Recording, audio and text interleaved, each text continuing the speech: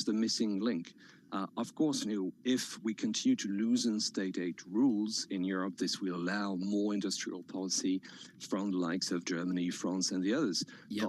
But the response should lie in a joint effort, and for the time being, this joint effort has not showed up. Let's see if we get one anytime soon. Jill, thank you for that. Jill Merck there of AXA Investment Managers. Never mind the conflict between China and the United States, the tension between Europe and the United States, a big story in the last couple of months. Big story for Europe this morning. The focus very much on Turkey. We've had 2 earthquakes, Tom. The first was a 7.7 magnitude earthquake striking just before dawn.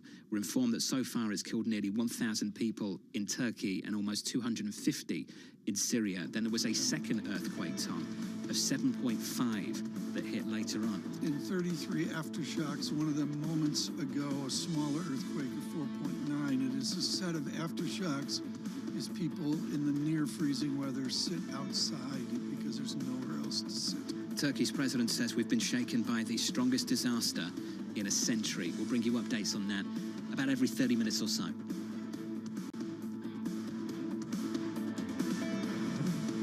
Keeping you up to date with news from around the world with the first word, I'm Lisa Mateo. The search for survivors, it does continue after more earthquakes hit the Middle East, leaving more than 1,300 people now in Turkey and Syria dead. 45 nations have offered to help in rescue efforts. The first was a 7.7 magnitude quake, and it struck along the border of the 2 countries and was the most powerful to hit Turkey in nearly a century. Now, it put a stop to crude oil flows to a key export terminal. The second hit the southeastern part of Turkey. American lawmakers demanding to know if that Chinese surveillance balloon, which was shot down off the coast of South Carolina, was carrying technology from the U.S. or its allies. Divers are trying to salvage what the government believes is spy equipment from the balloon. It's expected to be hauled up in the coming days. The head of the International Monetary Fund warns that American consumers would suffer if the U.S. defaults on its debt. Kristalina Georgieva told CBS that a default would cause a spike in borrowing costs that would squeeze average Americans. There's a standoff between President Biden and House Republicans over raising the debt ceiling.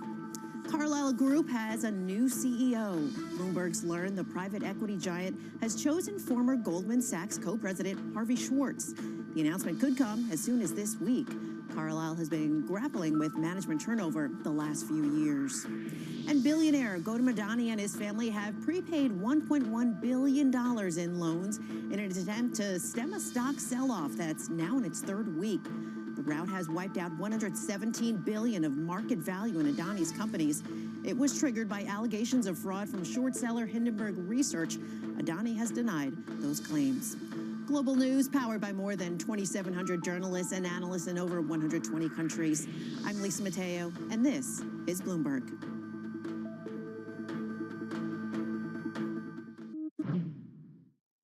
Seeds, typically between the time you start and they get out in the farmer's fields, is about 8 years. Now we have a pipeline of innovations. We've been funding the CG system for 20 years now. It's funded at about $1 billion a year. If people care at all about adaptation, that thing will be funded at $2 billion a year. I mean, there won't be anything close to the impact of climate-related seeds, climate-related maize, rice, wheat, sorghum, millet. And thank goodness, because of human genetics, we know how to do the editing. Thank goodness, because of AI, we know how to find the alleles. Because of drones, we can measure stuff in the field. So there's huge advance in terms of how the whole seed ecosystem moves at full speed.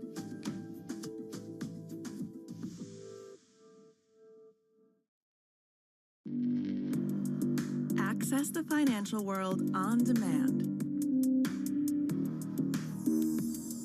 Hear from leading economists, policymakers, and industry experts via live and on-demand webinars, only from Bloomberg.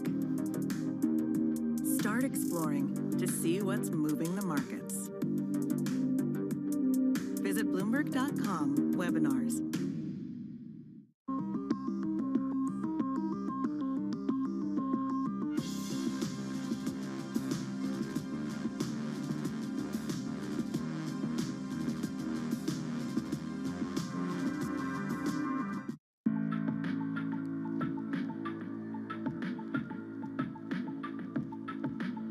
This is Bloomberg.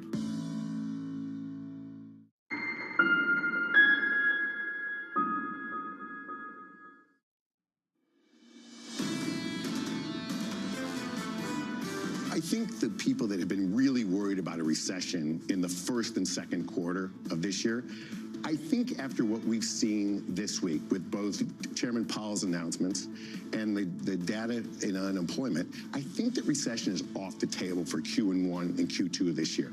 He's not alone. That was Gary Cohn, the former White House economic advisor under President Trump, speaking on CBS over the weekend. Tom, seemingly the view now is that you push it out. You push it out, or maybe even you take it off the table. Torsten Slot raising that question. I'm not saying it's his base case, but a man over at Apollo at least raising that question, Tom, going into the weekend. I don't in any way want to pick on good Mr. Cohn in all he's done. But I just wish all these people citing recession calls would at least cite The Economist that they're getting the belief from. Well, let's cite the economic data. Let's go with the economic data. I think the Bears had two big data points in their camp, one bigger than the other. So let's lead with the big one. They had a services PMI, the ISM, sub 50. Yeah. They had hours worked declining and not climbing. And then on Friday, all of a sudden, they had this aggressive bounce back in the non-manufacturing ISM, the biggest bounce back going back to the mid-2020, just to give you an idea about the snapback. And then hours work actually increased. Lisa, they did not decline. And that's some pushback against the bearish view.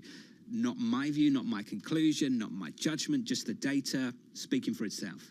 The data seems to support an ongoing momentum in the economy, which raises a question, okay, does this mean the Fed has to do more, number one? And number two, how long is it sustainable, given some of the excesses that people still think need to be worked out and that we see, given the layoffs that we've seen perhaps in the margins in the tech space? I think it's just massively confusing, and the people I've spoken to, Tom, are grappling with the post-pandemic realities of this labour market and still struggling to draw conclusions. If we had said unemployment would drop to the lowest since the 1960s, what is it, 3.4%. And then I said, well, guess the wage growth after a number like that. Would you have said, Tom, that maybe it wouldn't pick up? And that's the difficulty people are having with the incoming information. And the reading over the weekend is clearly everyone is now massively data dependent. Again, I go to February 14th and the inflation number. John, I would just suggest, and this is something NBER doesn't have to worry about, if you have 1% economic growth, 1.5%, which I think right now is optimistic given a lot of views, what part of America feels like they're in recession, even if it's not a fancy recession? It'll be interesting to see how Chairman Powell responds to some of this tomorrow. The Economic Club in Washington. And to remind me, this is with David Rubenstein, This is right? with David Rubenstein, You think Chairman Powell asked him about Harvey Schwartz? You know, possibly, sure. Possibly. Maybe a little back and forth. That would be nice, wouldn't it? That would be good. We'll take that. We'll look forward to that. David Rubenstein, of course, with all of his commitment to Bloomberg in conversation with the chairman of the Federal Reserve System. Right now, this is a joy, and Lisa's going to launch on to other broader U.S. political affairs. But with Julie Norman, who's co-director of the University College of London Center on U.S. Politics, I have to go to her younger academic years of traipsing around the Levant. You've not been, Julie, in the earthquake region directly above Damascus, directly above Lebanon, in that northeast corner of the Mediterranean, but you have been northeast of there as well. It's pretty remote, isn't it? So it's not a super populated area, Tom, but it's not, I wouldn't describe it as remote either. I mean, these are still populated areas, and obviously we've seen that from the death toll that is just climbing as we speak, at least 1,300 people killed. So I would say it's Gaziantep, for example, the closest city to where the epicenter was, is one of the centers where many Syrian refugees were fleeing for a number of years during the core years of the Syrian crisis. So these are areas where many people who've already faced extreme hardship in life, forced displacement, have been gathering and are now facing this devastating crisis as well. Aleppo directly south, and we've all seen the horror of the leveling of Aleppo is how I would put it. How does the tension, the terrorism that you follow of the war of Syria and various parties, how does that obstruct earthquake relief efforts?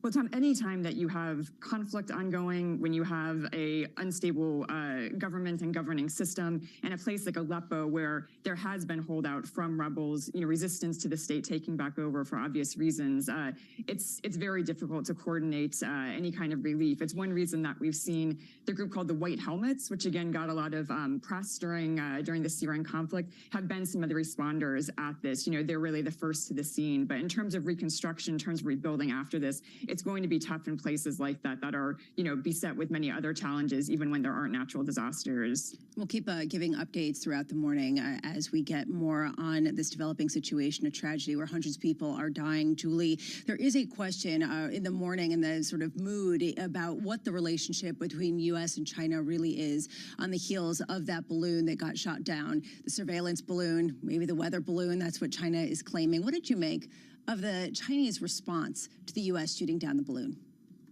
Yeah, so Lisa, it's interesting. I mean, I don't think it was a shock to anyone following U.S.-China that there's espionage going back and forth on both ways. So the fact that there are these kinds of surveillance tools themselves was not the main story, as much as it was just the brazenness of having it so visible. And I think it's still unclear with how intentional that was to have it be that visible. Was it intentional across the Chinese government? Was it one part of the Chinese government, or was this just a complete mess up on somebody's part? I do think it was interesting that China's response initially did seem to be a sort of crisis damage control. It wasn't just sitting back with the popcorn and watching to see how the U.S. responded to this. It really did seem alarmed that this was happening and playing out as it was. Obviously, since then, we've seen some of the usual rhetoric of the U.S. is blowing this out of proportion.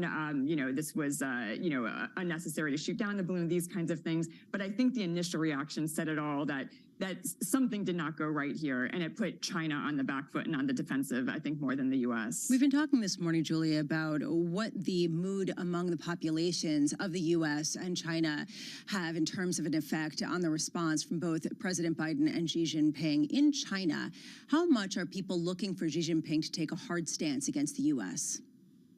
Well, I think there's obviously that look, and there always has been. But at the same time, China is coming out of a really unsteady period, trying to come back after COVID, restabilize the economy. And part of that means coordinating in some kind of way with the U.S. So I think there were at least some in China who were seeing this, the Blinken visit that got canceled, this kind of open communication as, okay, let's at least stabilize things, get things back to some kind of normal. And instead, when you see a crisis like this, send things into kind of unpredictable directions, that's not something that those who are just wanting to get back to stability want to see. So obviously there's some support for that tough talk, but at the same time, a sense of we don't want things going off the rails more than necessary either. Julie, the team here at Bloomberg did a great write-up over the weekend of the F-22. This was Damien Shepard and Tony Capaccio, the F-22 Raptor fighter. They indicated this was the first air-to-air kill by that jet. Julie, it made me wonder, what do you think the Chinese learned from how the U.S. responded to this event? Yeah, so obviously there was going to be watching of that, but I do think it's important that the U.S. is also learning from the technology that they will get from this as well. And that was part of the administration's calculation. We've known from before that China has been able to learn from our aircraft. Hello, traders.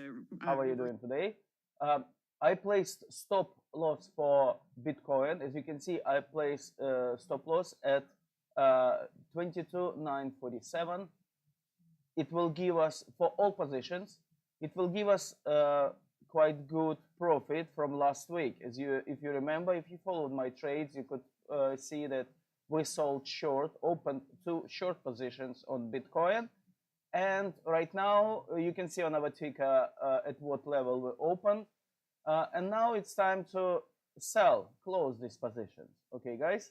So I placed stop below, as you can see, 0.5% below our closest position. Okay? And we will see how long it will take. Maybe I will extend, maybe I will place even at the better level, lower our stop loss. But this moment, I didn't have a chance to calculate. We around over £5,000 in profit. Okay, guys? Nice one, and hope you manage to sell short and follow my trades and copy them. And let's see how long it will take until we will collect profit, or maybe we will increase our profit by placing stop loss. I'll speak to you later, guys. Stay safe.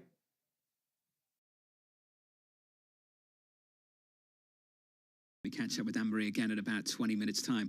We've got to continue staying on top of this market action as well. Your two-year yield is higher to about 440, which basically makes it almost unchanged on the year, and the Nasdaq's up about 15% year to date still. I can tell you futures are negative. We're down about 0.8% on the S&P and down a whole lot more on the Nasdaq. Coming up next, Michael Kushmer of Morgan Stanley Investment Management. Looking forward to that conversation as we count you down to Chairman Powell speaking tomorrow.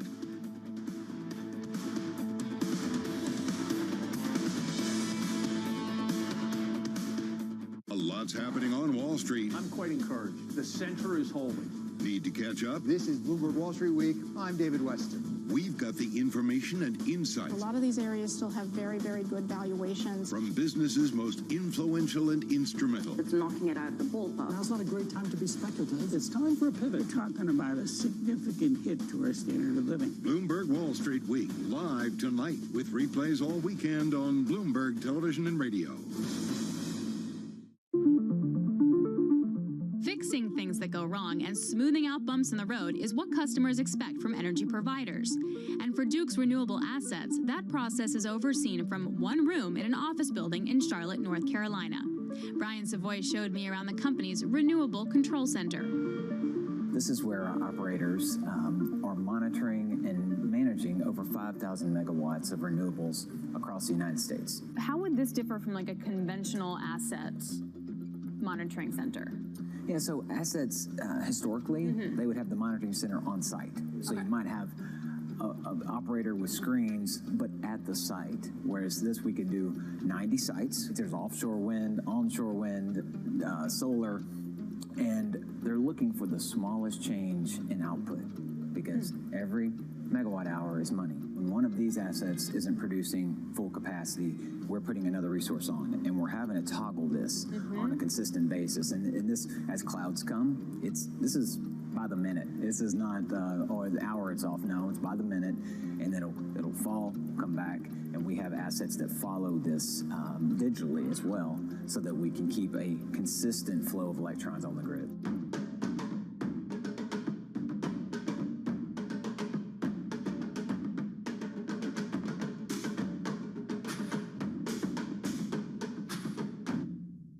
The top names in business are on Bloomberg. I think the future of autonomy is real for civil. It's going to take time. Everyone's got to build confidence. We need a certification process that we all have faith and believe in. As you may know, we have an application on an all-electric autonomous airplane we refer to as WISC. There's so much to learn, so much to do, but it is being done. Nobody covers business like Bloomberg, your global business authority. BSO Now is your online home for weekly Boston Symphony Orchestra and Boston Pops performances. See new concerts that go behind the scenes, plus acclaimed archival concerts. Visit bso.org/now, where the music plays on. BSO season sponsor, Bank of America.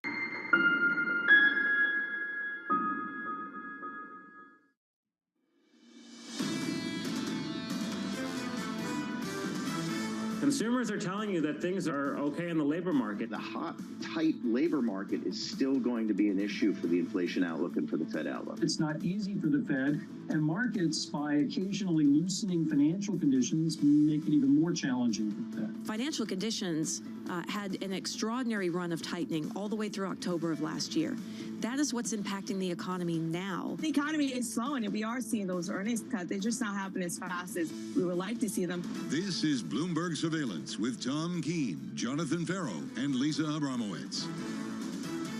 Taking a bite out of the 2023 rally on Friday. It continues on Monday morning. Good morning to you all worldwide on TV and radio. This is Bloomberg Surveillance with Tom Keene and Lisa Abramowitz. I'm Jonathan Ferro. Futures down about 0.75% on the S&P. The headline this morning, without a doubt, the move in the bond market. The two-year yield, TK, early this morning, 440 again on the two-year yield after seemingly at one point last week threatening to break back into the threes. It's a real turnaround post-payrolls. Well, turnaround, it's not only round trip, but it's the speed of the round trip. Boy, did we get back to a 4.38% on the two-year yield quickly, and you see it with a renewed inversion. First thing I looked at today was not the 2s10s, the vanilla spread, difference in yield, the 2-year, the 10-year. I took it out to the T-bill 3-month to 30-year bond, and that's really down to 30-year historic inversion. I can tell you, the equity market bears piling it on. Mislav Matejka over at JP Morgan this morning, Mike Wilson at Morgan Stanley just pushing back against that rally, Lisa, we've seen so far year to date. Yeah, although so far you said that we're taking a bite out of the rally that we saw earlier this year. Maybe more like a nibble, right? Like we've already gone a long way so far this year. The bears saying, if you take a look at earnings, they haven't been good. So people are talking about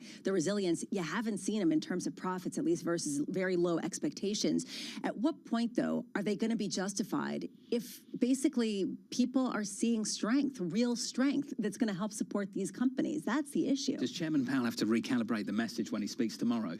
I think the jobs report did it for him. He's probably going to enjoy that there's more volatility because that creates a certain constraint on the market itself. So that's really the question. Are they basically relinquishing their control mechanism over markets and saying, you guys figure it out for yourselves? I'll talk about it a few times this morning. We mentioned it in the last hour. Torsten's lock of Apollo. Tom, we have gone from soft landing, hard landing, soft landing, and now no landing. We've got a guest alongside us, Michael Kushner from Morgan Stanley, who's going to join this conversation in a moment. Tom, the prospect that maybe you don't get growth rolling over, perhaps you reintroduce upside inflation risk after a blowout payrolls report. Furley and Silver at JP Morgan take this present quarter, the fourth quarter out to a 3.1%.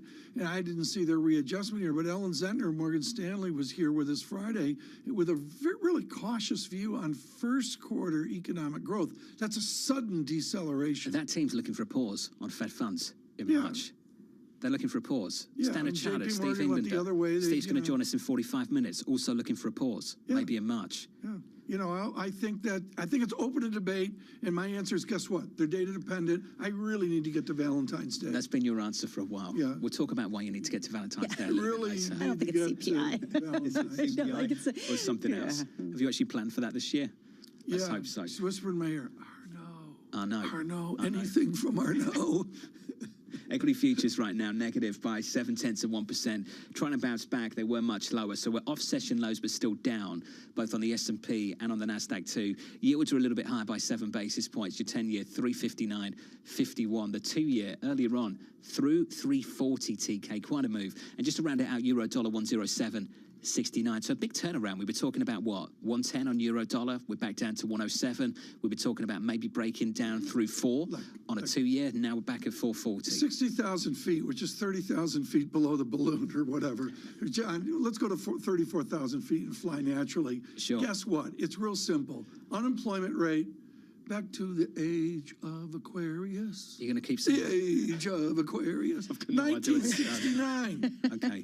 Michael Kush was looking at me like, I remember a little bit before Bramo and my time. Yeah. So, I mean, you ever heard of that song? Yes, of course I have. Oh, you have? Of course I have. There you go. I grew up with You lived it too? music. I didn't, in a sort of, meta form. Oh, let's talk about this week, because last week you came out and you said, this is going to be such a big week. Don't we say that every week? Okay, this week isn't going to be that big of a week. So I think that it's fair to say, let's call what it is. Last week was a massive week. This is the digestion week. Fed Chair Jay Powell perhaps helping that tomorrow with his speech at the Economic Club of Washington with our David Rubenstein, the formerly or currently of Carlyle. Also, President Biden is giving that State of the Union address.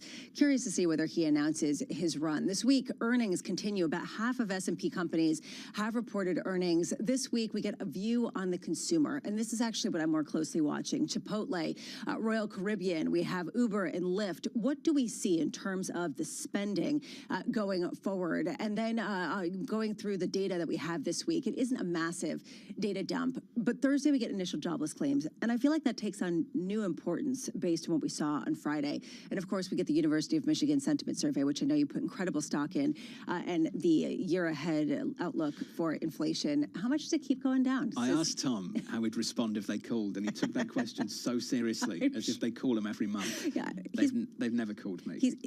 They've never called Tom either. You know, who are the people that get called? I've always wondered. Do they call cell phones? Do they get a range? Do they get a range? Do you say you're looking for like 10 to 20, 5 to 20, 1 to 20? Pick a number. Okay, that's a story we'll pick up on later. Here's another one over in Europe. Deeply, deeply distressing and upsetting for many people. There were 2 earthquakes hitting Turkey today. The first was a 7.7 magnitude earthquake, striking just before dawn. The second was a magnitude that registered 7.5. We've heard from the Turkish leader. He said, quote, "We've been shaken by the strongest disaster in a century." Tom, you can weigh in on the aftershocks in just a moment, but the headline that crossed the Bloomberg moments ago, the death toll in Turkey surpassing 1,000. Oh, yeah. Oh, yeah. And as Julie Norman said from UCL, this is a populated area. The image of this is remote, is just inaccurate. There were terrible earthquakes in Crete. There was an earthquake in the 18th century in Lisbon where basically Portugal was flat. Lisbon was flattened. But in the modern era, back 200 years, Crete had 2 horrific earthquakes. Maybe, Cyprus, I think. I'm off on that. But in Turkey, I believe it's 1939 to get to the equivalency, which to Mr. Erdogan, I'm going to say is gently 100 years. We'll try and get you another update in about 10 minutes' time. Then after that, every 30 minutes, we'll bring you updates on this story. I'm pleased to say that Michael Cushman's joining us alongside us in the studio at Morgan Stanley Investment Management. Michael, we can talk about this market, and let's talk about that number from Friday. We've gone from, soft landing, hard landing, soft landing, and now a conversation about the so-called no landing. Right. Where are you on that particular topic? We've been pretty optimistic on the economy, simply because of the strength of the labor market. A lot of the reduction in consumer spending, I think, was voluntary. Prices are high, interest rates are high, so you don't buy stuff. You don't buy a house, but you could if prices were a little lower, if interest rates were lower. You're not constrained because unemployment's not going up. Jobs are plentiful for the economy as a whole. Obviously, there's a distributional effect across the whole economy, but overall, there was no reason to believe that any slowdown couldn't be addressed quite quickly if policy eased or if inflation came down, goods prices came down. So I think we're seeing this still schizophrenic relationship between goods price inflation falling rapidly because of post-pandemic, but the service sector, depending on labor costs and labor markets, is still quite vibrant. You and I remember when money cost something. We've had 17 years, whatever, of a free lunch. We're now back to, as Taleb says, there's gravity in the system. I love your phrase, the shying away from bonds. We're afraid to clip the coupon. Okay, if that's true, which coupon needs clipping this morning? First of all, I think that the market is forward-looking, but it got too forward-looking. You know, it's looking through all sorts of things that were likely to happen this year. And I think Chairman Powell said it quite well. The market has a forecast, we've got a forecast, and we differ. And right now, the Fed's looking a little bit better in the short term than this market optimism. We're back at 2% inflation, everything's gonna be okay. Fed cuts rates hundreds of basis points. So maybe just postpone your decision to buying a house a little later down the road. Mortgage rates come down, but suppose they don't come down a whole lot. But which coupon right now does Morgan Stanley say I need to clip? In terms of maturity? Maturity, credit quality, Lisa Abramwitz's world? I still think 10-year bonds over 3.75% on a treasury, and buying investment grade bonds, lower quality investment grade bonds, 5% plus yields looks okay because inflation will come down. A lot of people are talking about the pause, including Morgan Stanley, Ellen Zentner, that the economic data will deteriorate pretty rapidly. What will make you change your mind and start to see some issues in the bond space, in the rate space, just simply because people aren't pricing it enough? I think it comes down to inflation. Like the inflation, when things turned around in October, inflation started getting better, volatility peaked. I think the same day the equity market bottomed in October. And I think a lot of what's happened in the last couple of months is the precipitous drop in volatility, which has encouraged people to take risk, whatever it may be, in currency markets, in bond markets, in equity markets, and with a very strong view that inflation's now on the way down. The peak is in, Fed funds peak is in, everything, all peaks are in, volatility and risk are down. I think what's happened last week with the employment report and the rebound in the service sector, I didn't understand how the ISM services fell so sharply the previous month. I thought absolutely normal, it should rebound. I don't know why it was low. That reassess how fast the economy is going to get to the point where the Fed will cut rates. And I think that is now being postponed further in the future. And even the peak rate, we saw adjustments in that the end of last week. What's the risk that the Fed's going to pause and then have to restart rate hikes later in the year? Higher than it was. I thought a reasonable scenario, meaning 25, 30% chance, was the Fed did get to the point where they may have to cut rates a bit at the end of this year, but we'll find next year, actually things never really get that weak. Then inflation bottoms at too high a level, and the Fed has to, okay, we're pausing the rate cuts, no more of those for now, and maybe the rates go back up again in 2024. It's not incredible to believe that might happen. Just to finish up on this, I know on Friday that we priced in a higher terminal rate, more interest rate hikes, and all of the above. But just going through the economic data, I just wonder, unemployment dropping to 3.54% and wages not accelerating. Is there not something in that says maybe you don't have to go that far? What are your thoughts on that? It's a good question. Right now, I think some of it has to do reallocation of workers across the industry distribution. That higher income tech workers losing their jobs, but the service sectors, sort of hourly workers and manufacturing jobs, accelerating still. I don't know if you've been to a restaurant lately in New York City. I was in London last week, same thing. I mean, you can't get a reservation in a restaurant. And I think that's not anecdotal evidence, but it's indicative that there's a lot of money to be spent on things like that. McDonald's 3rd Avenue, there's usually a seat available. TK make it happen if you get stuck. Service sector employment is still well below its peak. There's been a massive focus on the demand story off the back of that payrolls report. We'll talk more and more about the supply side response, I imagine, in the months to come. Michael Kushner, this was great, of Morgan Stanley Investment Management. Equity futures right now on the S&P, negative by about 0.75%. Coming up in the next hour, Tom Titsouras, the head of fixed income research at Strategas, as equities take a dive and yields climb. 7.5. The quakes forced a halt in crude oil flows to a crucial Turkish terminal. Divers have been sent to recover what the U.S. believes is spy equipment from that Chinese balloon shot down off South Carolina. Bloomberg's learned the government expects to find equipment capable of taking detailed photographs along with other sensors. Lawmakers are demanding to know if any of the technology came from the U.S. or its allies. Former Treasury Secretary Lawrence Summers said a soft landing for the U.S. economy is looking more likely. Still, Summers told CNN that the Fed may find it difficult to get back to its inflation target. He said inflation indicators remain unimaginably high. Carlyle Group has a new CEO. The private equity giant has chosen former Goldman Sachs co-president Harvey Schwartz. Schwartz will replace interim CEO Bill Conway, who will remain as co-chairman of the board. Carlyle has grappled with management turnover the last few years. Global news powered by more than 2,700 journalists and analysts in over 120 countries.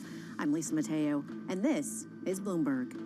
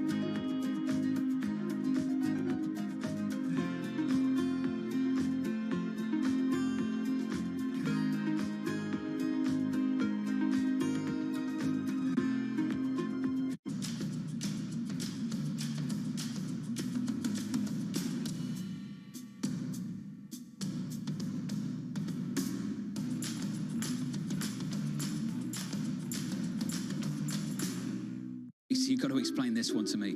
What does it mean when the White House says we're watching markets carefully? It means they have a Bloomberg. I've seen the Bloomberg. They have. I've been in and seen it. Lots of Bloombergs. Lots of Bloomberg. Lots of Bloomberg. Lots of Bloomberg. Lots of Bloomberg. Lots of Bloomberg. I've seen the Bloomberg. I've seen the Bloomberg. I've seen the Bloomberg. I've seen the Bloomberg. What does it mean? What does it mean? What does it mean? What does it mean? What does it mean? It means they have a Bloomberg.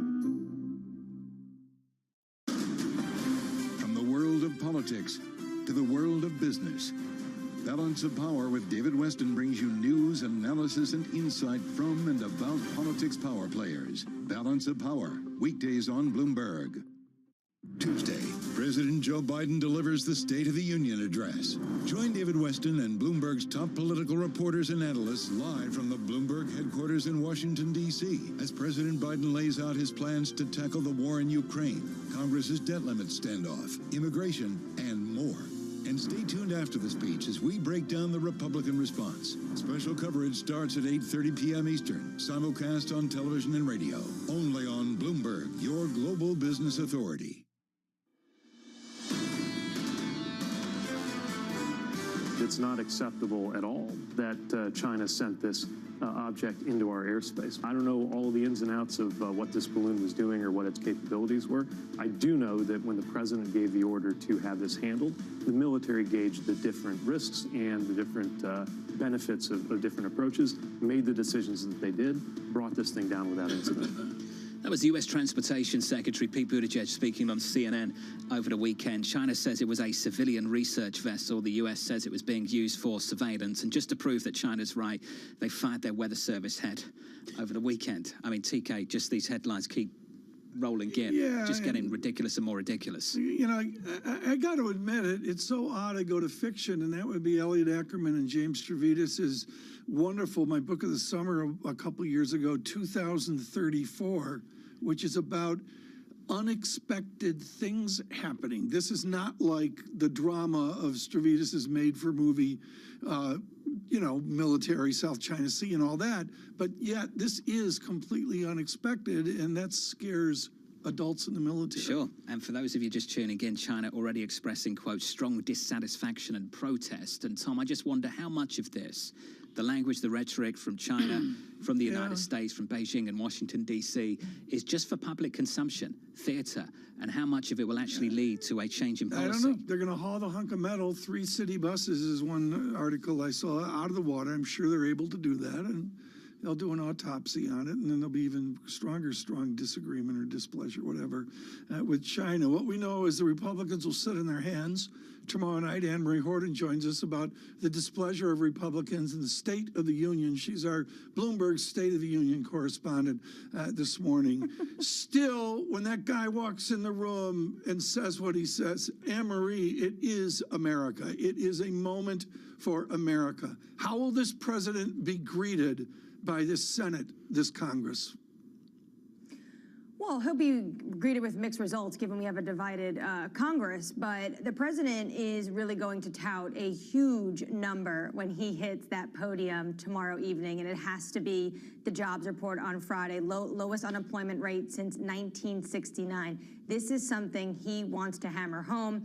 Also, you all were just talking about the Chinese surveillance balloon. I imagine the president will make the case, since he's been pressured a lot by Republicans. There's been a lot of pushback on the way that he decided to deal with the surveillance balloon. He will make his case on why he went with the timeline he went with and the decisions he made. Rewrites are pretty common. Remember last year, the president gave his State of the Union 6 days after Putin invaded Ukraine.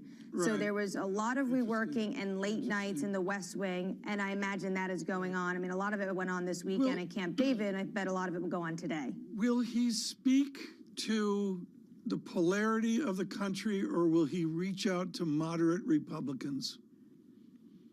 I think the president will do what he has been doing, which is pointing out that there is a rebellious side, he would call it, of what he dubs the MAGAs of the party, and he'll likely look to those 20 that held up the speaker vote, those that are going to try to divide the country even more, in his words.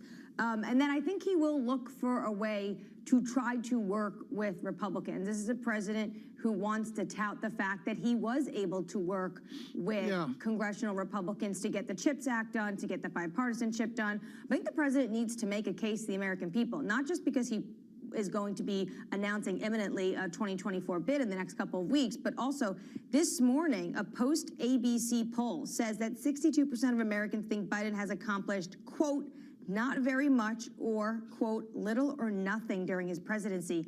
That's quite harsh. He's not a popular leader. Even within his own party, there are questions about whether he should be the individual that makes a run for 24. You mentioned 2024. Anne-Marie, will we get some kind of subtle reference to 2024? I think we certainly will. Also, the president will be giving this address on the heels of the DNC this weekend, giving the green light for South Carolina to be #1 in the primaries. Now, it's not said and done. There's a lot of infighting because New Hampshire has a state law that says they must go first, and they are not backing down. But if President Biden, which is the one that pitched this idea, is able to get this done, this pretty much means he is for sure the candidate for 2024. We heard Ron Klain recently made the reference yet again, not if, but when you run for president, he wants to be there on his side. Biden is definitely preparing to make that announcement. It's likely to come in March or April. There's the domestic concerns for him, but also internationally. And I do want to finish. John was talking earlier about the battle of perceptions from both the U.S. and China. Where is President Biden going to sit on this? How much will that be a part of the State of the Union when it comes to addressing what kind of tact the U.S. will take, particularly with businesses and doing business in China? I think what you've seen from the Biden administration is similar approach you saw from the Trump administration. Look, those Trump-era tariffs that they were debating for a while, if they should lift them to help the inflation cause, they are still intact. This administration is now going after sensitive technology that goes to China. This administration is going around the world, talking to countries and businesses to try to move individuals to look at friendshoring or nearshoring. They are trying to get business on board, and this is what they're going to likely discuss. I imagine the president will likely include in his State of the Union. And the balloon issue and this espionage issue will just be a mirror into a larger issue that many Republicans are talking about. Like Senator Mitt Romney took to Twitter almost immediately saying, yes, you all see this massive balloon in the sky, which literally you could see if you were in Montana or South Carolina. But what about the millions of what he calls spy devices in individuals' pockets? When I say that, I'm talking about TikTok. So the president has to address this. AMH, thank you. You read my mind. I pulled up the tweet as you were speaking. Thank you.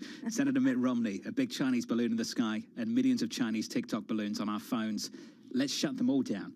Lisa, we've been talking about this for a while, haven't we? Given the fact that TikTok is a Chinese-based company and potentially could collect data on the U.S., also has a different version of TikTok that is available in the U.S. to the one that's allowed in China. The one in the U.S. has fewer controls over it than the one in the United States.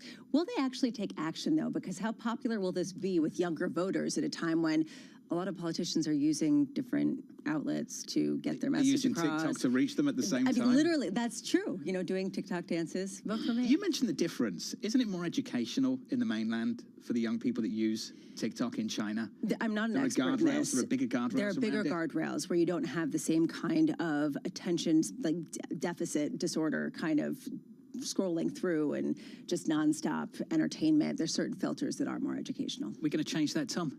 I looked at it for 1 hour a number of days ago for Bloomberg Management to say, you know, should I be on TikTok? And I can tell you that what I observed there was not educational.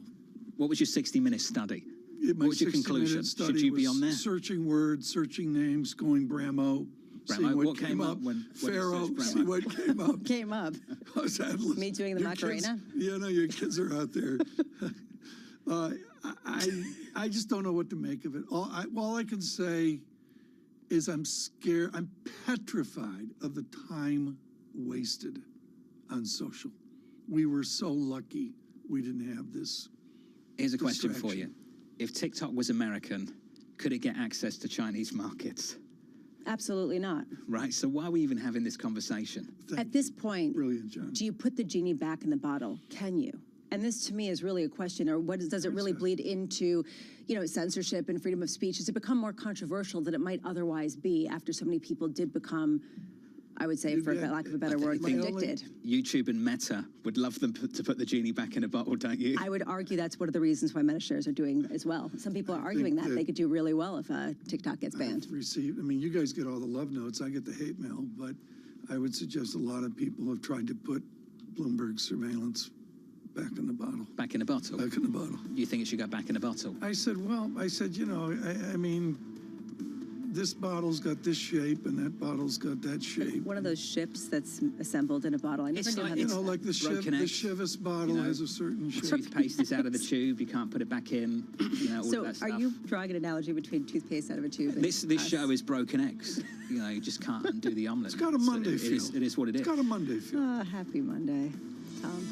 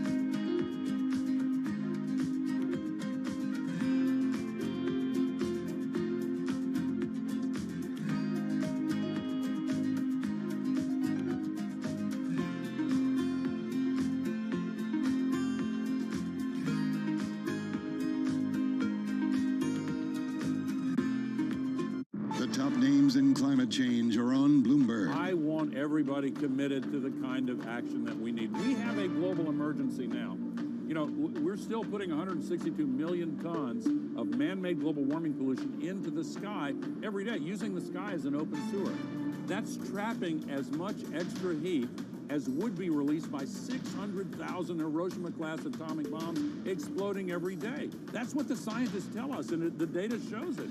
That's crazy. That's why we have a third of Pakistan underwater. That's why we have the historic heat wave in China. Nothing comparable to that ever. That's why the heat records are broken every year. And we're seeing an increase in the flows of climate refugees crossing international borders that are due to vastly expand unless we take action to solve the climate crisis. Nobody covers climate change like Bloomberg, your global business authority.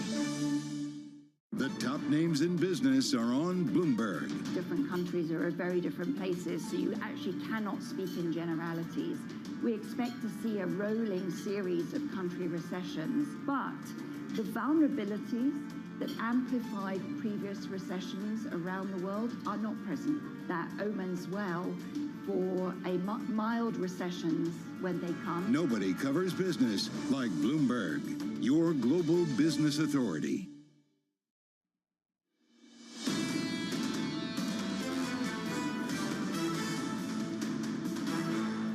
5 weeks of gains on the NASDAQ 100, up every single week this year, and then it has to confront some turbulence on Friday and into Monday. Equity futures are down by 0.9% on the NASDAQ, down 0.75% on the S&P. Mike Wilson of Morgan Stanley saying this morning it may take a bit longer for the market to price our materially below consensus view on earnings and the fact that the Fed and Fed policy is restrictive in the context of an earnings recession. We remain convicted in our thesis. The bears this morning piling it on. We're negative down the Russell by about 0.8%. In the bond market, 2s, 10s and 30s look like this. Your 2-year through 440 a little bit earlier this morning. Started the year at about 442. Got as low as 4.03% intraday at one point this year and seemingly threatened to break into the 3s. And here we are again off the back of a blowout payrolls report. The Fed chair last Wednesday said the disinflationary process had started. Mohammed's been counting. Alarian in the FT this morning. He said Fed Chair Jay Powell referred to disinflation some 11 times. Yes. He pointed out the word did not come up at all in Lagarde's news conference or Andrew Bailey's press conference either. What do you make of that? Brilliant. This is Alarian, why he's so good. He's absolutely right about the Fed focus on disinflation, and there was a dearth of it as we attempted to declare victory. Churchillian, Bailey, and Lagarde, I'm not sure what she was doing, just trying to get through it and calm people. She said the inflation story was becoming more balanced, and Eurodollar's taken a dive ever since off the back of some of that data on Friday, at least. Payrolls engineering some real dollar strength. Eurodollar seemingly looking at 110, and then bank Bramo 107.72 on Eurodollar this morning. The interesting thing is, perhaps Madame Lagarde did not mention disinflation, but the read-through to markets was the same as though she had, right? I mean, basically, people were reading the same message into both, regardless of the perhaps different emphasis. I will say this week we are focused on earnings. We have reached, or we're about to reach, the halfway mark with respect to S&P earnings.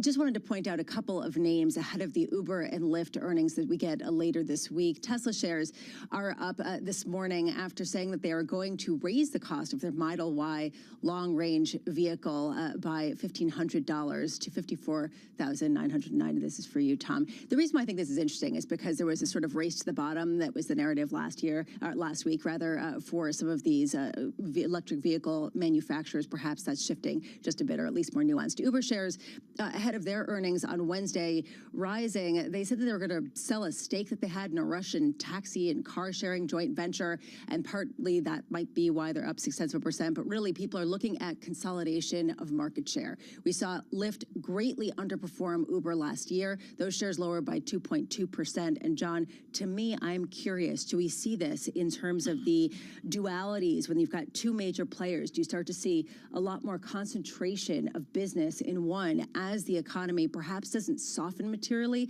but changes and normalizes in a new monetary regime? I won't pick out single names, but we do have to study the viability of some of these businesses that cropped up in a world of zero interest rates. And I'll give credit to Joe Weisenthal, who said this repeatedly. The bubble of the last 10 years wasn't just built on the foundation of low interest rates. It was cheap and stable labor prices as well.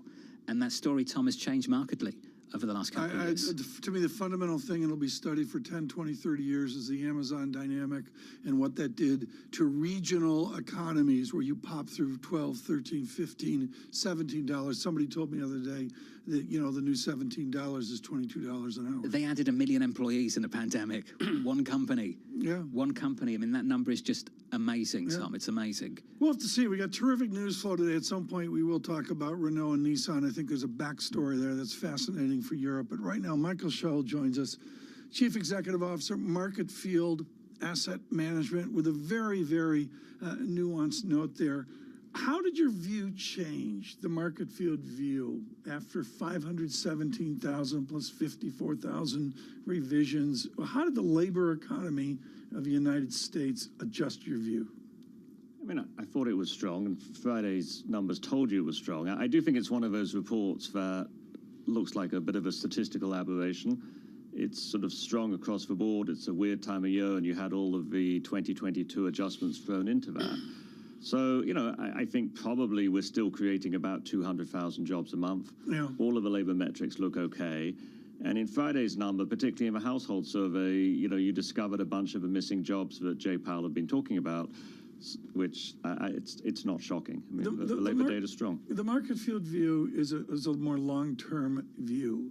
We're now back to where money costs something. Yes. How much? Speak to people that have never enjoyed what Michael Schell or Aaronstein have enjoyed, or speak to how we're back to now where money costs something. How does my life change? Well, I mean, the question is, are you operating in a kind of business that can generate enough cash flow that money at 5% is unimportant? I think for a lot of the economy, it's really still okay. I don't think the sort of what we would call the sort of old economy has really been devastated by interest rates. I think the problem is much more in people who have been very, very creative with financial engineering attached to a business. And there, which is a lot of a sort of PE, VC portion of the economy, there I think 5% is going to matter. I think we're going to be at or around 5% for a while. Frankly, we're going to be at or around 5% until things start to fall apart.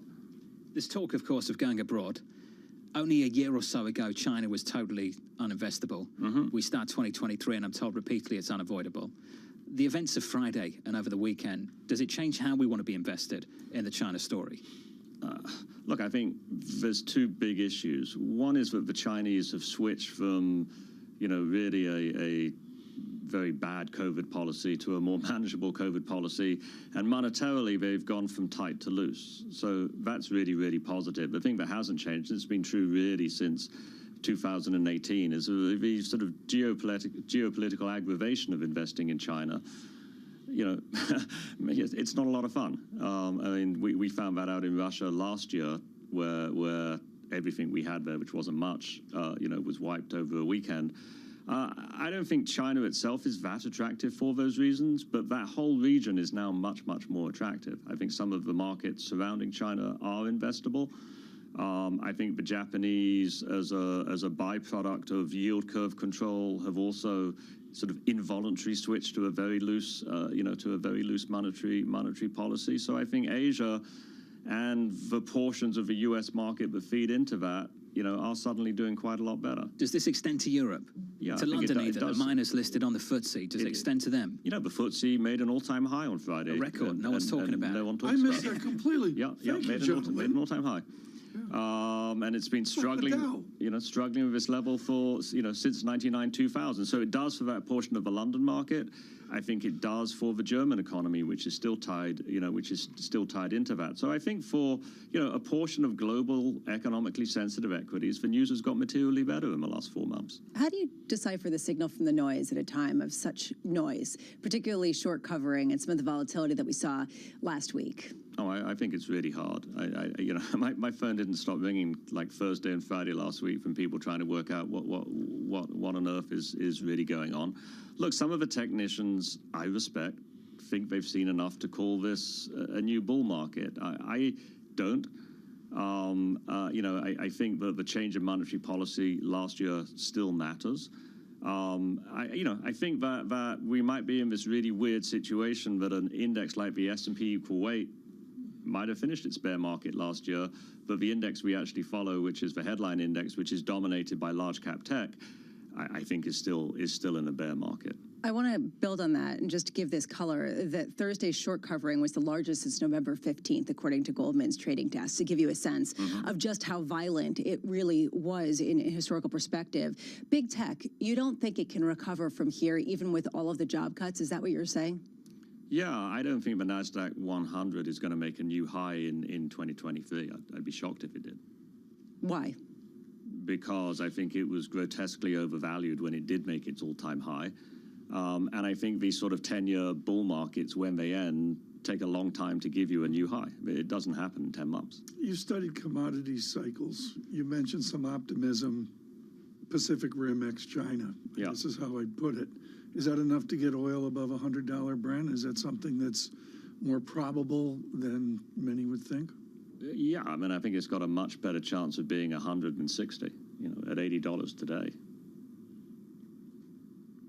I mean, I'm deciding, do I need 2 barrels in my living room like Lisa had? No, I don't think it's crazy, but I think you have to realize that the weakness in crude oil prices since last summer was caused partly by what was going on in China, which we assume is getting better, but it was also caused by massive releases from the Strategic Petroleum Reserve. And I think one thing's for sure in 2023 is we're not going to see that happen again. They can't repeat the act, that's for sure. No, they can't. I mean, Michael Shao of Market Field Asset Management, how can you repeat the act, Tom? They're looking to rebuild the thing. No, I think this is really important. To have a conversation with Michael is important because it's a broader international view. To borrow from the balloon, it's a view from 60,000 feet, and it's synthesized down to where you have to have geo-financial bets.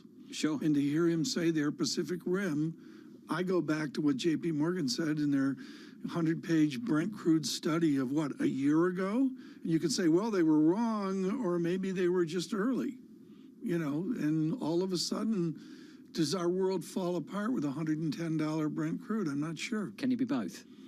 Wrong and early. I mean, if you're too early, you're wrong. That defines my career.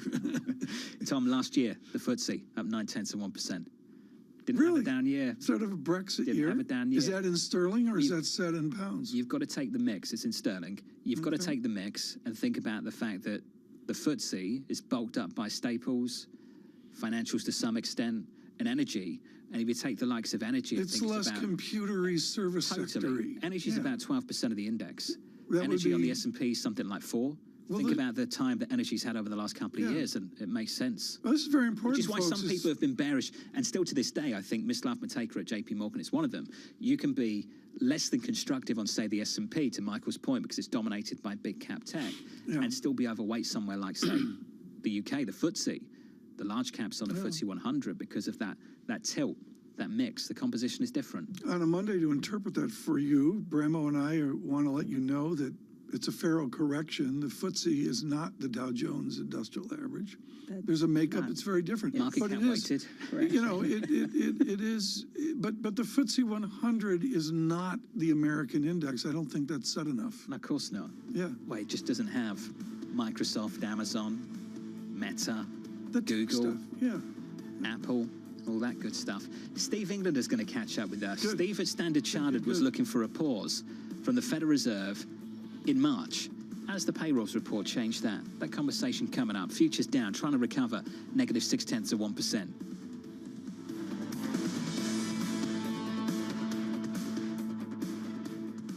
Keeping you up to date with news from around the world with the first word, I'm Lisa Mateo.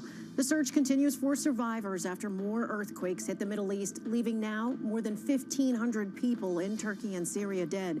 45 nations have offered help and rescue efforts.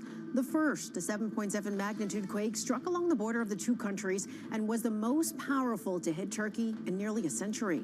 It put a stop to crude oil flows to a key export terminal. The second hit the southeastern part of Turkey. American lawmakers now demanding to know that if that Chinese balloon, which was shot down off the coast of South Carolina, was carrying technology from the U.S. or its allies. Divers are trying to salvage what the government believes is spy equipment from the balloon. It's expected to be hauled up in the coming days. The head of the International Monetary Fund warns that American consumers would suffer if the U.S. defaults on its debt. Kristalina Georgieva told CBS that a default would cause a spike in borrowing costs that would squeeze average Americans. There's a standoff between President Biden and House Republicans over raising the debt ceiling.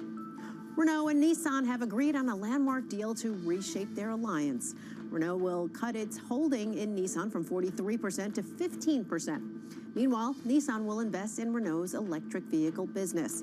The agreement's aimed at easing long-standing tensions between the two automakers. And Beyoncé has broken the record for the most Grammy Award wins ever. She picked up 4 more awards on Sunday, giving her 32 of them. Still, Beyoncé came up short once again in the top categories. Harry Styles, Lizzo, and Bonnie Raitt split the 3 biggest prizes. Global news powered by more than 2,700 journalists and analysts in over 120 countries. I'm Lisa Mateo, and this is Bloomberg.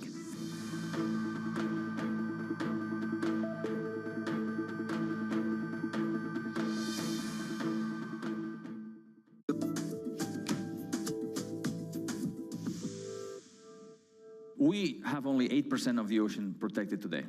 And our Earthshot is, as Patty said, 30 by 30. 30% of the ocean, at least 30% of the ocean protected by 2030. And we know that if we protect the right 30%, not only we will prevent the extinction of many marine species, but also we will produce more fish. There's going to be, these protected areas are going to produce a spillover that will exceed the foregone catch. So we're going to have more fish to eat, food security, livelihoods for people. And we know that for every dollar that we invest in a protected area, in a marine reserve, that produces $10 in economic output and creates more jobs. So it's a triple win for marine life, for food security, and for climate, and of course, for the economy. So that's the goal, the mission.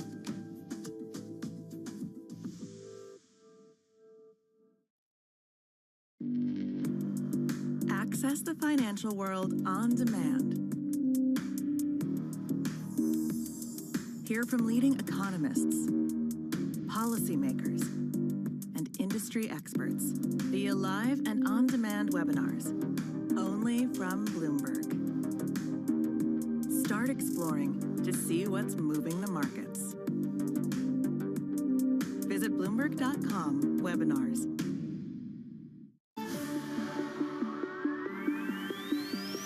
When innovation strikes, Bloomberg Technology is there with the news and analysis you need. Every weekday, only on Bloomberg.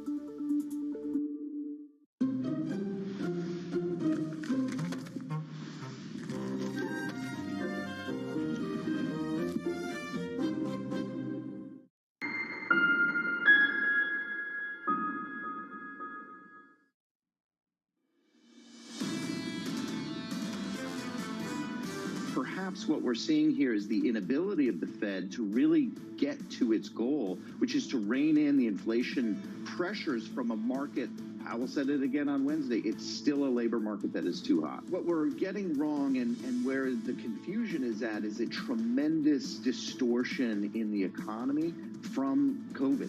That last line is so important. That was Jeff Rosenberg, the portfolio manager over at BlackRock. Have we fully understood? I don't think we have.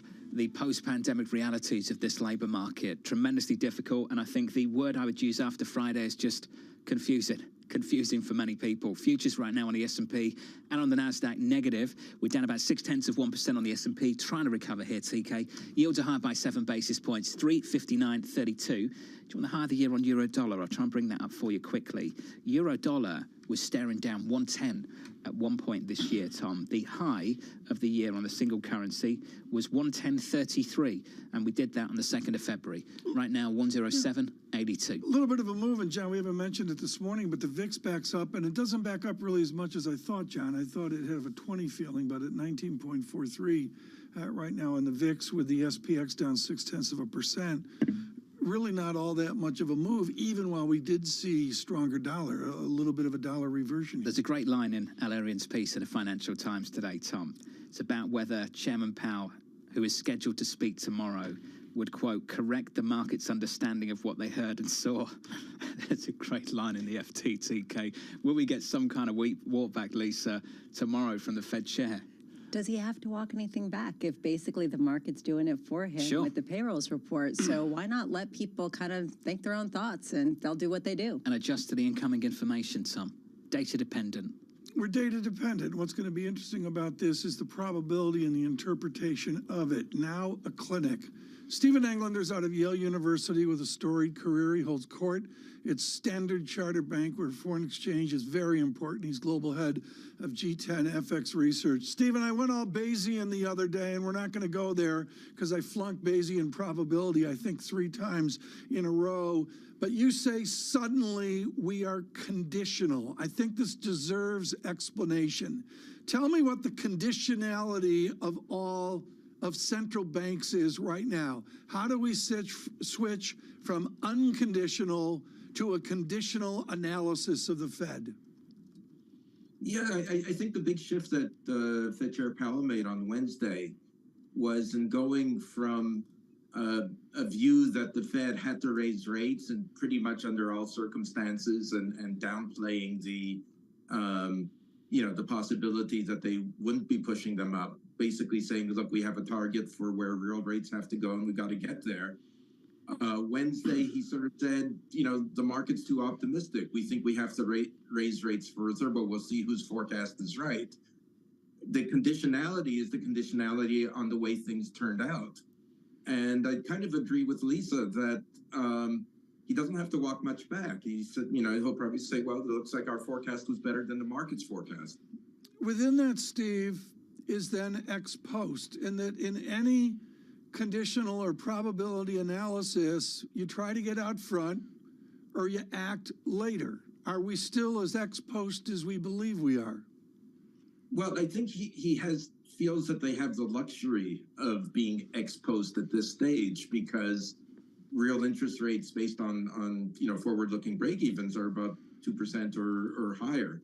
So I think that, there's a consensus within the Fed that that's reasonably restrictive, maybe not perfectly restrictive, but also maybe too much. So I think that now he can let the data guide them on how much further they have to go. Steve, let's talk about that dollar smile. Steve and Jen's great work in the FX market. Two extremes. The dollar can strengthen when the US is great, or things are just absolutely terrible. Steve, are we going to flip back to one from the other? Well, look, it's funny because on a recent trip to Europe, most clients were more concerned that the economy was going to slow too quickly. And, that we might be on one end of the smile. Now it's sort of like an electron. The fear is that we're going to be on the other end without having stopped in between.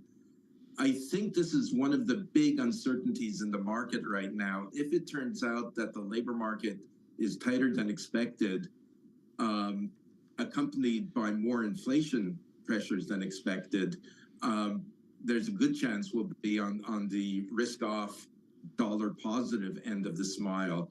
From my read of the data, the inflation data looks still primed to come down. The earnings numbers weren't terrible the last 6 months. Earnings have either been 0.3 or 0.4, which is probably consistent with 3 to 3.5% inflation in the U.S. So not where they want to be, but well below where inflation is running now. So I think there's a possibility that if we don't see a pickup in inflation, even if the Fed feels that it has to hike more than what the market is projecting, that it could be consistent with a fair amount of at least risk neutral, if not risk positive. They're not tight. They wouldn't be tightening to sort of drag the economy down. They'd be tightening to sort of put a little tension on the reins to prevent it from overheating. Stephen, we've been talking about positioning and what we saw last week with respect to the short squeeze on Thursday that was historic in its scope. How heavily are people positioned toward the euro at this point, given that all of our guests seem to say that they prefer Europe or they prefer international over the U.S., and could make that rally in the dollar that much perhaps more significant? Well, I think they're less positioned now than they were at 8.29 on Friday. I think the numbers were so striking that I think that those who had profits were trying to protect them, and stop losses were getting run. I think the market's going to wait. Right now, it's trading on a risk-off basis. I think that the market's going to wait and see what the CPI tells them is happening with inflation, and then decide kind of whether it's a growth kind of surprise or an inflation surprise before kind of figuring out how much of the remaining positions have to be unwound. Meanwhile, do you think it's kind of a heads we win, tails you lose kind of scenario for the dollar? Because either way, either a softening or a strengthening could potentially benefit a currency that a lot of people thought would have a weak year.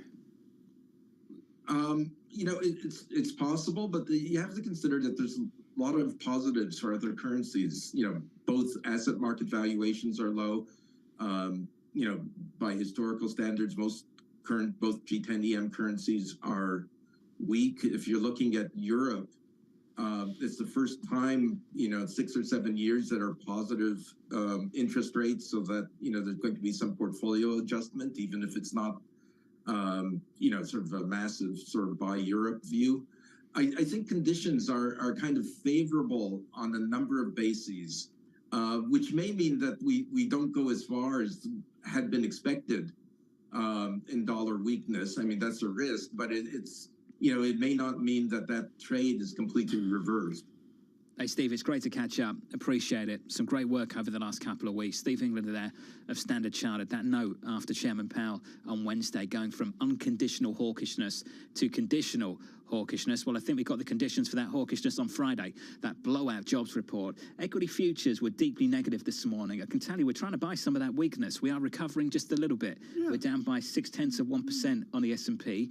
And TK, that is happening even as the move in yields is not fading. At the front end, we're still higher by 10 to 11 basis points. Maybe a quiet after the 4-day storm. Last week was exhausting, I found. And, you know, it's a quiet after the storm, and we're going to wait here to go out to February 14th. There's some other data along the way as well. I think we've done a great job on earnings because we haven't focused just on the techs. Lisa's done a great job on the rest of the world out there. Timken, Canton, Ohio, 18,000 people. They make something as prosaic as ball bearings. They're as industrial as you get. Do you want to make 12.9% per year for 20 years? That's a pretty good return. It's not Apple. Maybe it's not, you know, pick a stock, John. Meta. Meta. Amazon. And boring ball bearings, Canton, Ohio, 18,000 bodies, 12.9% per year for 2 decades. Tim Thien over at Citigroup says net pricing was a surprise. A standout was shock. John, they could raise prices and get away with it. I'm thunderstruck. $6 billion name. Yeah, you know, it's just, nobody reports on this. The financial media. Because it's a $6 billion name, that's why. You know the fascination. It's a Lori Calvasina name, I get it, but Apple, Alphabet, Totally. Meta, Tesla. Let's do more Tesla. Tom, I'm we with should you. do more Timken. The coverage has boiled down to basically something like 5 or 6 names. Okay, because 10. of their dominance at the index level, and the conversation has shifted away from what maybe it used to be on, Tom. I'm with you. Futures are down 0.6 on the S&P from New York. This is Bloomberg.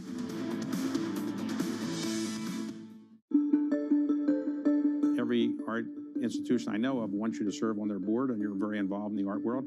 What is it about art that attracts you? Well, art is essential in a democracy, David. Art is so important. We know what art does to young people. We know that exposure to art brings about higher levels of empathy. It helps people understand how other cultures, other people live. And it just brings out the kind of humanity in all of us. There are times when I have observed leaders use language that is inhumane while talking about other human beings, while talking about the world. And I think to myself, this person has clearly never engaged in beautiful poetry. They've never listened to the words of a great playwright. They've never sat and reflected on a beautiful painting or picture. Because if they had been really educated, had they really been exposed to the arts, they wouldn't find it possible to use this kind of language. A lot's happening on Wall Street. I'm quite encouraged. The center is holding. Need to catch up? This is Bloomberg Wall Street Week. I'm David Weston. We've got the information and insights. A lot of these areas still have very, very good valuations. From businesses most influential and instrumental. It's knocking it out of the ballpark. Now's not a great time to be speculative. It's time for a pivot. We're talking about a significant hit to our standard of living. Bloomberg Wall Street Week, live tonight with replays all weekend on Bloomberg Television and Radio.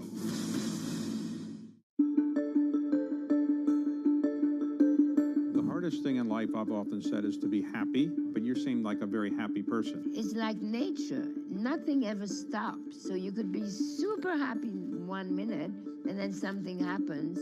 So it's just living. It's the joy of life.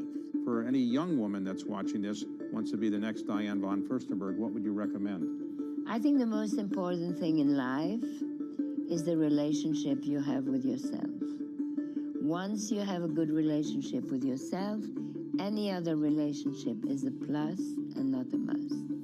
And the second advice is to be as true to yourself as you possibly can. And you have to accept and own things you may not like, but the more you could be you, the happier you would be.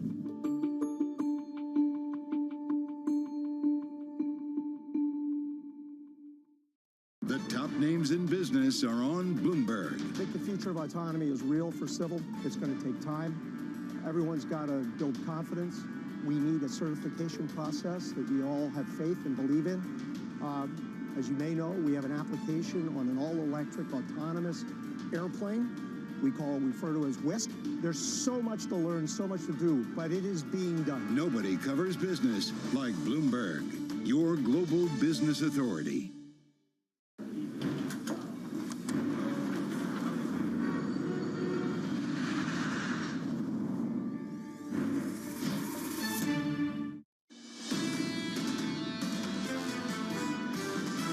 The market expects inflation to come down quickly to the target. Yes, there are signs inflation is decelerating, but this inflation fight is not over yet. The Fed is still hyper-focused on inflation, but particularly that inflationary element coming from the labor market. For inflation to get to 2%, you're going to need that pain in the labor market. Given what we know about the trajectory going forward, there's risk that employment will remain strong. This is Bloomberg Surveillance with Tom Keene, Jonathan Farrow, and Lisa Abramowitz. Good morning, everyone. Jonathan Farrow, Lisa Abramowitz, and Tom Keene. After the jobs report, a quiet Monday night. The bond market moves, and we'll recalibrate that with a wonderful guest to start the hour in a moment. Loved having Priya Misra on twice last week from TD Securities. And John, it's real simple. It's a Priya Misra Monday with curve inversion, negative 80 basis She points. thinks the Fed's got more work to do, and after that payrolls report on Friday, a ton of people agree. 517,000, unemployment at 3.4%. TK, it wasn't just the labour market report. The non-manufacturing ISM survey had a massive bounce, a bounce back into expansionary territory, the biggest bounce since the middle of 2020.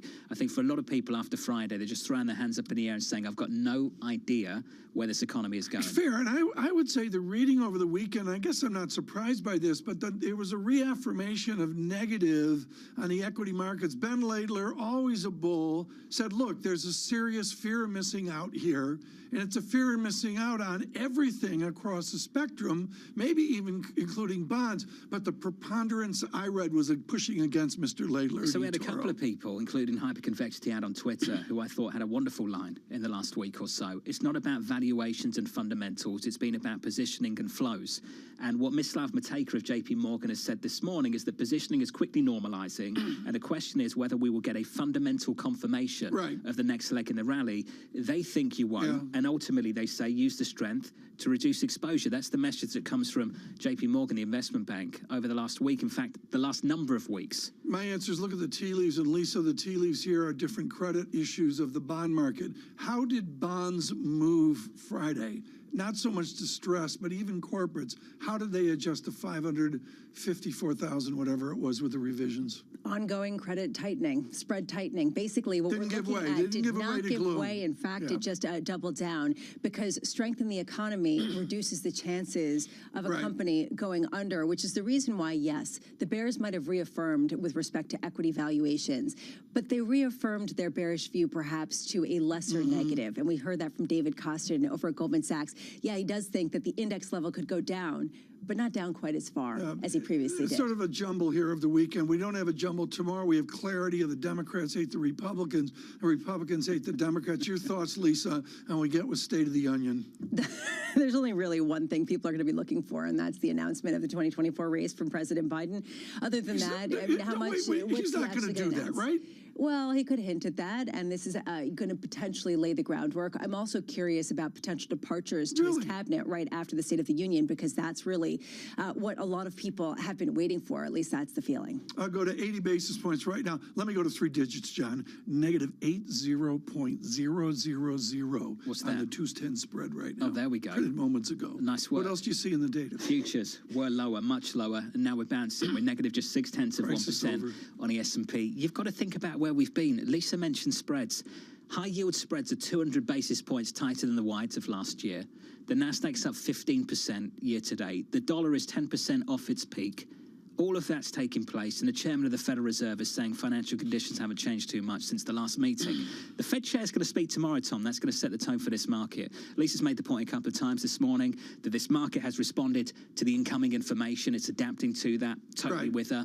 But some people might be looking for validation, confirmation from the Fed chair himself. Interesting voices this morning, and I'm going to go to Michael Schul. I thought was brilliant. It was great. About a more holistic global feel as well. Right now, we're going to take it and take another view, and I love this. Tom Satoris joins us right now, head of fixed income research at Strategas. They are a Baird company.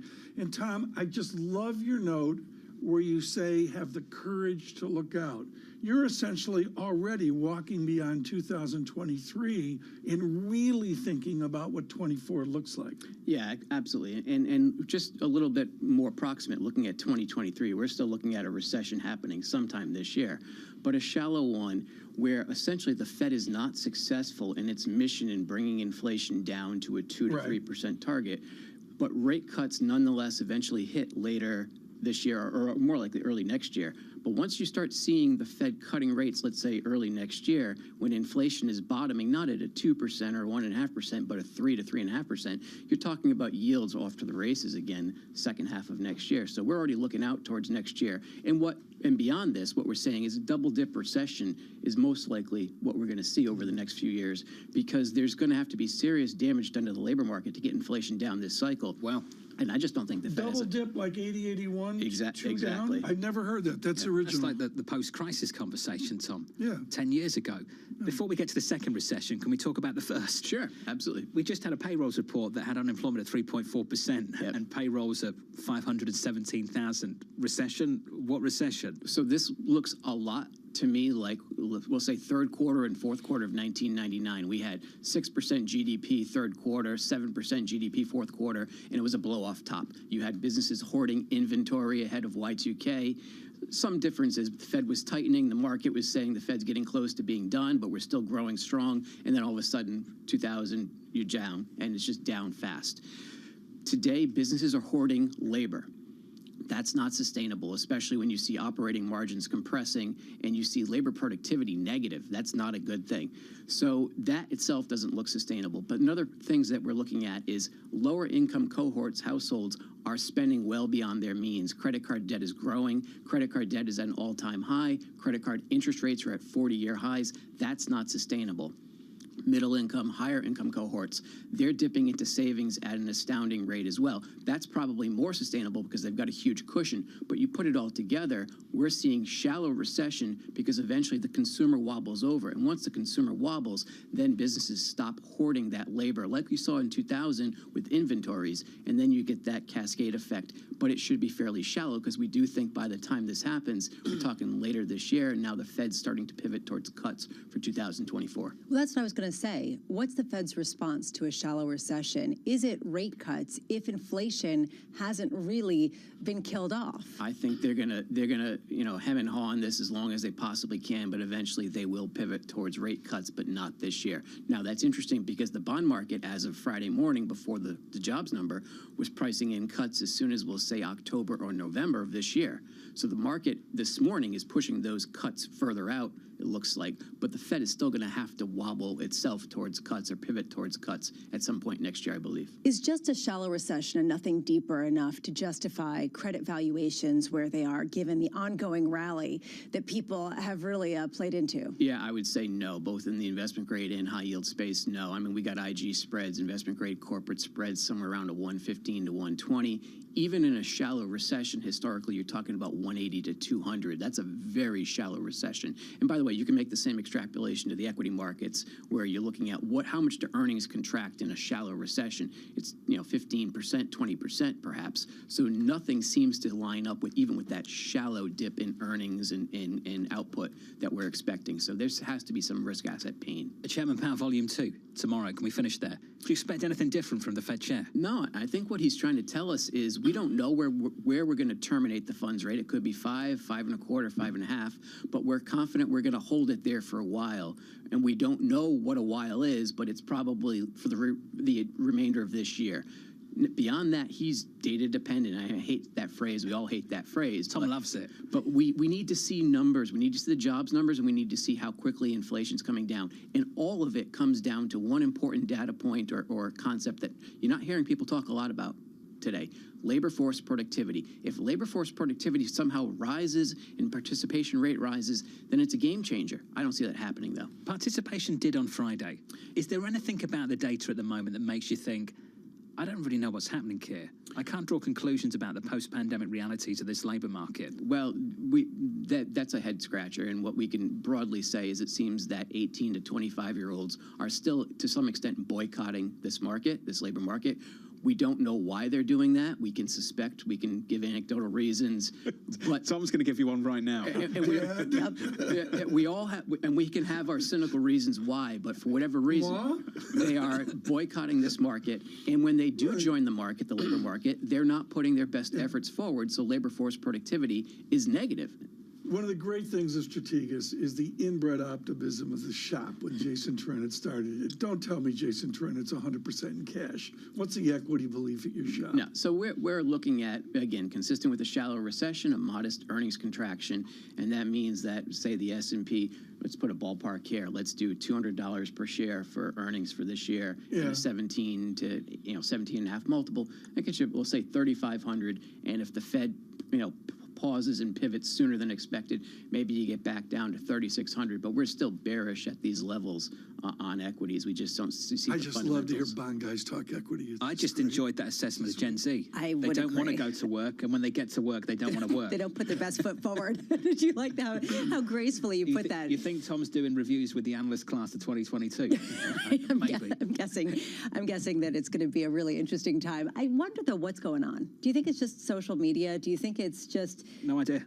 Don't know. Where's work from home right now? No, seriously, Like- I actually, on their productivity, that I've got no clue. But if you go back to the labour market of Friday, to see unemployment at 3.4%, to see payrolls growth of 517,000, and then if you just left the wage number blank and said, guess what?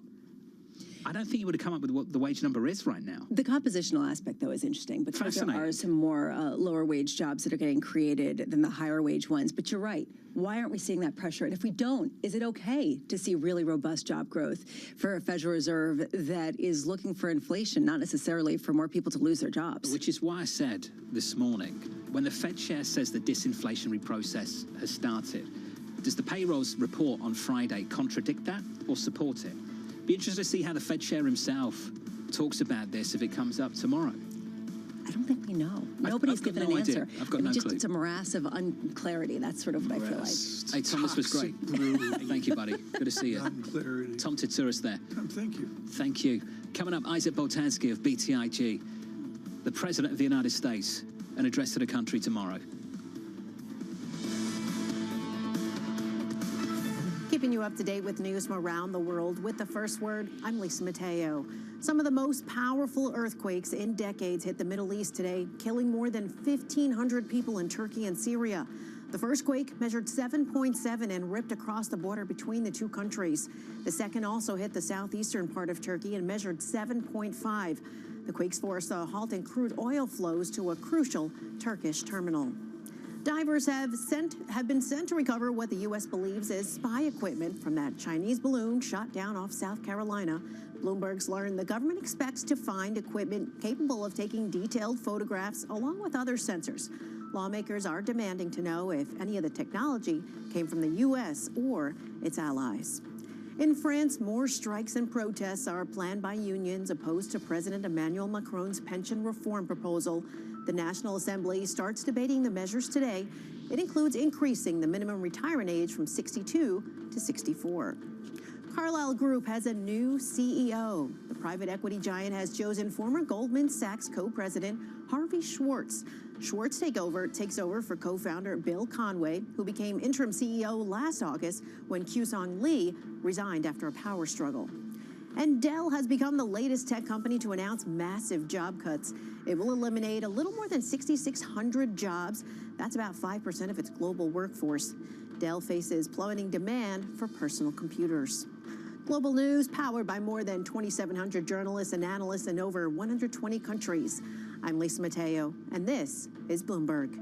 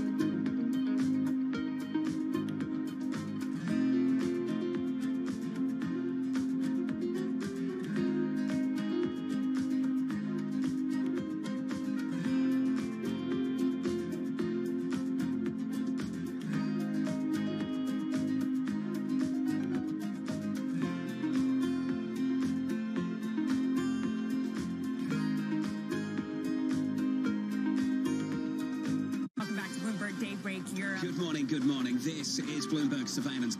Welcome to Bloomberg Markets. China open. This is Bloomberg Technology. To our television and radio audiences worldwide, welcome now to Balance of Power. This is Bloomberg.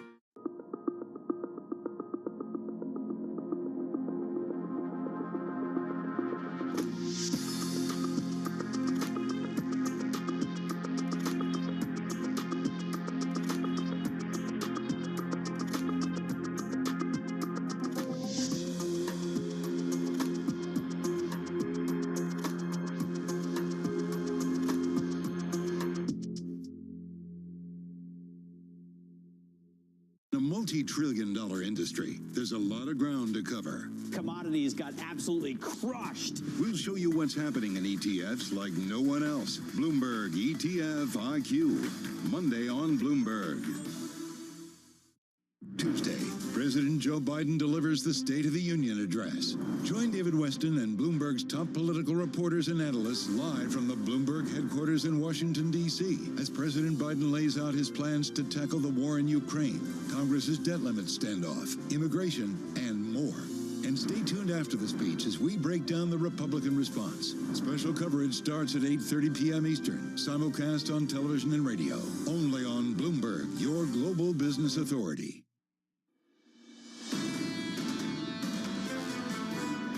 I can assure you that if we fly a balloon over China, they're going to shoot it down, and probably a lot sooner than we did. This is not a coincidence that this thing traversed the United States over sensitive military sites, leading up to Blinken's, what was scheduled to be his visit to China.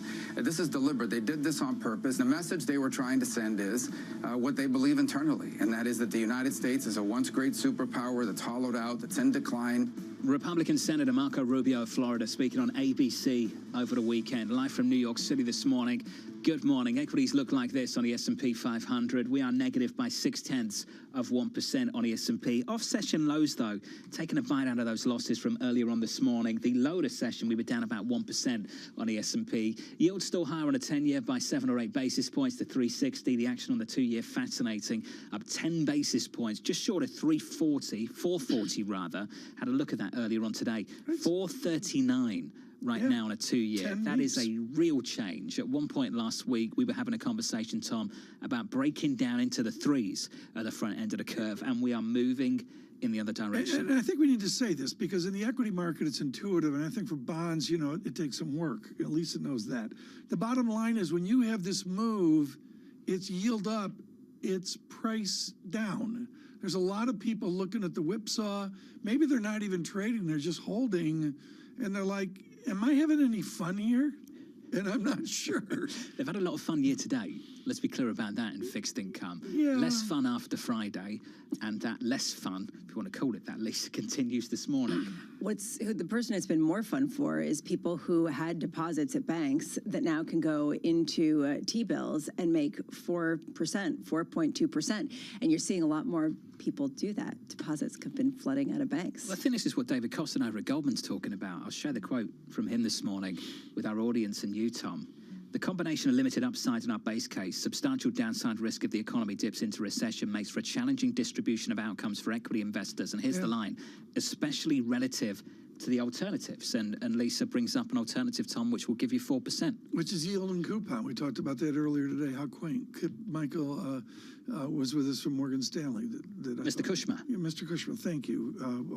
That's how Bill Gross started his job. Flipping coupons. Bill Gross was in the mailroom at the Pacific Investment Management Company with a pair of scissors in his hand. And you actually, it's a physically, which I've done, yeah. You clipped the coupons. And that's back, you know, Byzantine. Well, this is why we used to talk about gilts, Tom, and gilts were that gilt-edged certificate. Oh, were they? Is that what it is? A certificate is gilt? That's gilt-edged. That's very good. That's where that came from. We're learning every day. Isaac Boltanski's about ready to hang up on us. He joins us right now, Director of State of the Union Research at BTIG. Isaac, your research notes are great because they're wicked granular. Does your world matter given the political gridlock we're going to see on display tomorrow night? Yeah, look, I think that tomorrow is a big show, and we're always interested as to what the president has to say because it does provide a little bit of insight into perhaps what the administrative state here in D.C. is going to do. You know, that alphabet soup that runs the town from the EPA to the CFPB. But there isn't much that's going to happen on Capitol Hill. Really, I think tomorrow night is going to be more about what it means for the administrative state, how 2024 is setting up, and maybe, given the events of the past few days, how Congress is going to be tackling the China question. In your granularity, where is the equivalent bipartisan to the bipartisan angst over China? Domestically, where's the bipartisan? Yeah, look, I think there are two things that are unifying and animating here in D.C. The one is China hawkishness, as you mentioned, and the other is big tech bashing. And so when I think about big tech bashing, you've got the far left and the far right and everyone in between with their concerns regarding the growth and expansiveness of the big tech companies. The problem there, however, is what is our response? Because both ends of the ideological spectrum have a disdain for big tech for different reasons. You put the two together, Isaac, and you get TikTok. And how much of a groundswell do we get of trying to ban TikTok in the U.S.? I think this is real, Lisa. I think that at the beginning of this story, there were some divisions over how to address TikTok, but you're starting to see those dissipate. And really, I'm focused here on top Democrats in the Senate, like Senator Mark Warner, who runs the Intel Committee. And you're starting to see even his concerns, which were about the slippery slope of banning free speech, starting to change. And he's pushing a new bill. You've seen other comments from Senator Bennett that are noteworthy. Look, I think the risk here is real, and I think that there is a viable scenario where TikTok is banned. What I'm highlighting for clients is I think that their CEO coming up in March to Capitol Hill to testify is one of those rare moments when a congressional hearing matters. I think that that's ultimately going to have great bearing on how D.C., whether it's Congress or the CFIUS review that's ongoing, decides to tackle the TikTok question. On a broader level, is there really the political will in Washington, D.C. to diminish business opportunities of American companies that are looking to go over to China and doubling down on that for the sake of national security?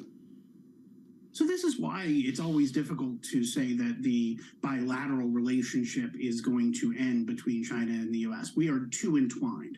And each one of these issues represents its own set of complicated matters, but also is part of the broader whole, right? And so when we talk about TikTok and what can be done there, you have some domestic concerns about those who are making their own money on the app, or the fact that a quarter of those folks between 18 and 29 get their news primarily from the app. Those concerns are real. Now, more broadly, I think that you've seen this bipartisanship here in D.C. over China hawkishness lead to a real focus on the flows of data and the flows of technology. And that's where, at least, I think we're seeing enough uniform thinking to see action. Isaac, I've got to ask you this quick question here. We've got to run, but you are Ohio Wesleyan. You understand the fabric of the Midwest like few that we talk to. The gloom that's in the media, is it an East Coast phenomenon? Are things better out there than we perceive?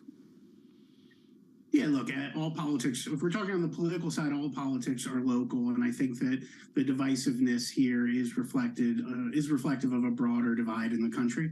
I think that we'll see that when we watch a State of the Union tomorrow night, and then we see the various different responses, both from the Republican Party and within the Democratic Party. And so I think the division is real. That doesn't necessarily mean that it's nearly as bearish as we often are inclined to suggest. Isaac Boltanski of BTIG. Isaac, thank you. TK, what do you make of this spectacle? I understand the heritage of it. Should it continue? I'm a sucker for... Oh, at the State of the Union? Sure. Absolutely. No, this is a huge deal. The justices are all there. There's somebody, I can't remember who it is, but a designated cabinet member, somebody has to sit at the Holiday Inn and have a beverage of their choice while they're doing it. You know, there's a drama. There's a drama to it. They're going to show the cameras. The Republicans are going to sit in their hands. And all who he shakes. Speaker Pelosi ripping up the speech. Yeah. Well, I mean, you know, it's both sides have been doing this now for a while, Tom. This is the turmoil of the last 4 or 5 years, and everybody's got a political angle here, but there's a pageantry to it that is the modern American political experiment. Was it changed? Yes. There's a tension because it used to be the leader and bringing the country together and sending a united message of what the country wanted to do. And now it's an exercise in, or maybe never, maybe you would disagree, it was never that way. But that was sort of the thought was, what is the message from the person who is leading the nation? And now it's increasingly, you know, a place to highlight the divisions more than anything else. I really take issue with this, John. I grew up feeling the visceral admiration and hatred for FDR that was there from grandparents and people like them. Cocktail hours usually started on Cape Cod like 4:30, 5 days a week.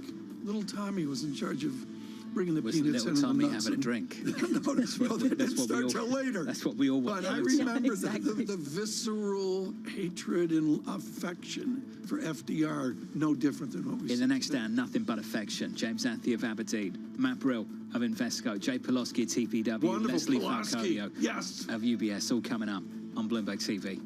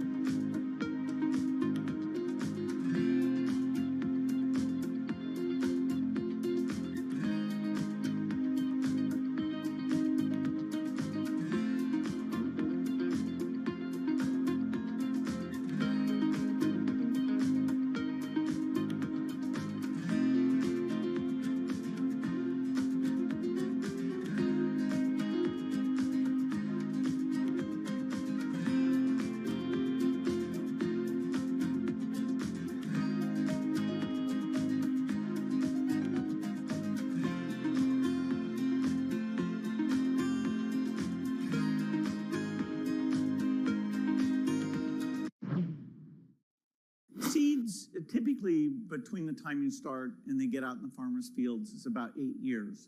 Now we have a pipeline of innovations. You know, we've been funding the CG system for 20 years now. It's funded at about $1 billion a year.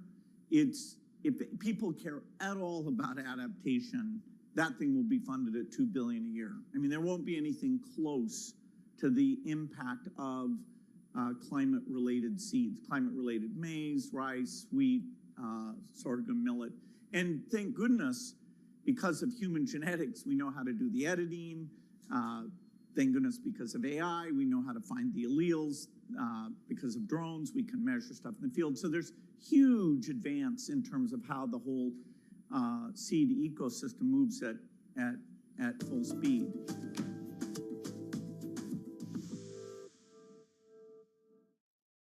Lisa, you've got to explain this one to me. What does it mean when the White House says we're watching markets carefully? It means they have a Bloomberg. I've seen the Bloomberg. They have. I've been in and seen it. Lots of Bloombergs. Lots of Bloomberg. Lots of Bloomberg. Lots of Bloomberg. Lots of Bloomberg. Lots of Bloomberg. I've seen the Bloomberg. I've seen the Bloomberg. I've seen the Bloomberg. I've seen the Bloomberg. What does it mean? What does it mean? What does it mean? What does it mean? What does it mean? It means they have a Bloomberg.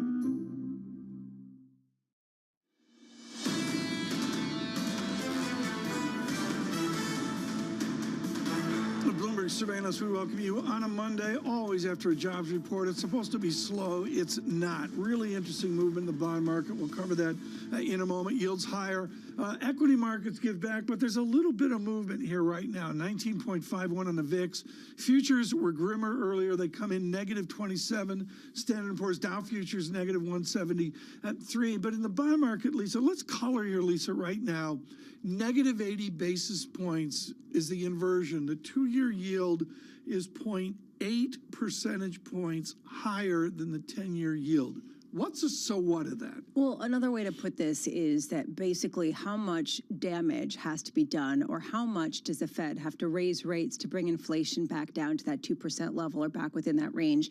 And that spread sort of suggests that. The so what is, if you're making so much more money to put your money in cash than longer term instruments, it tells you that people are willing to just park their cash under the mattress over long term slowing growth rather than take risks. And that to me is a pretty significant It's going to be interesting to see here, and I guess it's based on the economic data. And my careful look here, yeah, there's stuff coming out, but now we have a real leap to get out to February 14th in the inflation report. You really like February 14th. Is it just the inflation? Yeah, it's you know. Nothing else? Actually, what's great about it, and it moves the needle on New York City GDP, Faro goes out. And I think after his debacle last year with a dozen roses, I think it's 2 dozen roses. Oh, how much did he end up paying for it? It was something astronomical. It was in dollars. I mean, you know, it was significant. You got to thank, you know, for Mayor Adams for that, for moving the needle. We'll continue forward right now. Sarah Hewen is one of the most interesting people in the economics racket. She's out of Joan Robinson's college, Girton and Cambridge, which is truly one of the toughest admits in the world. She's with Standard Chartered, head of Europe and America's research. Sarah, what was your first completely overwhelming day like at the University of Cambridge? The heritage of that program is stunning. What was it like your first day in the classroom? It was fantastic, but I was amazed at how many men were in the lecture hall, to be honest. When I'd been at school, it had been equal women, men, and economics was still very much a male type of subject at that time. Things have changed, of course. Things have changed a lot, and you've been a real leader on that with your coverage here of Europe and now of essentially the Western Hemisphere of Standard Chartered. What is your theme taking Standard Chartered's expertise in the Pacific of a China recovery, and how will that affect the Sarah Hewen world? Well, I think it's pretty hopeful, really. We're looking for growth of 5.8% this year in China, and that's above consensus. But we're pretty confident that we're going to see a real surge in consumer spending. And if we look back at what happened in the US and what happened in Europe in the immediate aftermath of the first pandemic wave, helped, of course, by a lot of government spending, particularly in the US, there was a huge surge, 25% real terms increase in consumer spending from trough to peak in the first 12 months after that first pandemic wave in the US, around 15% in Europe. And I think we're going to see similarly large increases in spending that's going to drive the Chinese economy forward. In terms of what it means for our part of the world, it's great for exporters. It's been a sort of difficult year trade-wise, and we think that there's a lot of opportunities in China this year. Question is what happens to inflation. There are concerns that we could see commodity prices picking up again. Our own view is that the sort of growth we're going to see in China is not necessarily going to be driving commodity prices substantially higher. It's not going to be construction-led, it's not going to be investment-led, it's very much a consumer-led and probably consumer services-led boom. Meanwhile, people are also looking at resilient labor markets, perhaps helped out by some of the demand from China, but very much domestically driven, both in Europe as well as in the U.S. How much dissonance is there between the strong labor markets that we see and this disinflationary push that a lot of people are feeling perhaps has a linear nature? I think there's a lot of dissonance, because it's true that if we look at the US, if we look at Euro area, if we look at UK, we have strong labour markets everywhere. And certainly here in Europe, there are real concerns about what that means for wages. We're seeing wages rising pretty rapidly. In the UK, we have strike action, which is likely to further advance that. And in the Euro area, no particular signs yet of wages becoming out of control, but some concern that with the unemployment rate as low as it is, the lowest on record, that it's only a matter of time before you see wages catching up. So that does really question what happens to inflation, particularly the services part of inflation. We know that that's a concern for the Fed, and that Chair Powell has talked about the imbalances in the labour market being potentially a driver of services inflation ex housing. So there is this dissonance between what is undoubtedly a decline in headline inflation, and certainly a decline in core inflation in the US, less so in Europe, and what we see, this real strength that we're seeing on the employment side. What was the big takeaway for you from what we saw on Friday from the labor market report in the U.S. that a lot of people thought was something of a head scratcher just simply because of its strength? To be fair, there was little to suggest that the labour market is weak in those data. I mean, we had some signs earlier in the week. Layoffs were rising pretty rapidly. And we know that a lot of the jobs that have been created are part-time. That said, the work week was up. The employment was strong, whichever measure. And even if you account for seasonal adjustments and the sort of population increase, it's difficult to poke a hole in that data. Well, and this was sort of the zeitgeist over the weekend, Sarah. So let's cut to the chase and be polite. How did so many people get this wrong? Have you thought about it over the weekend? I mean, it was a shock, wasn't it?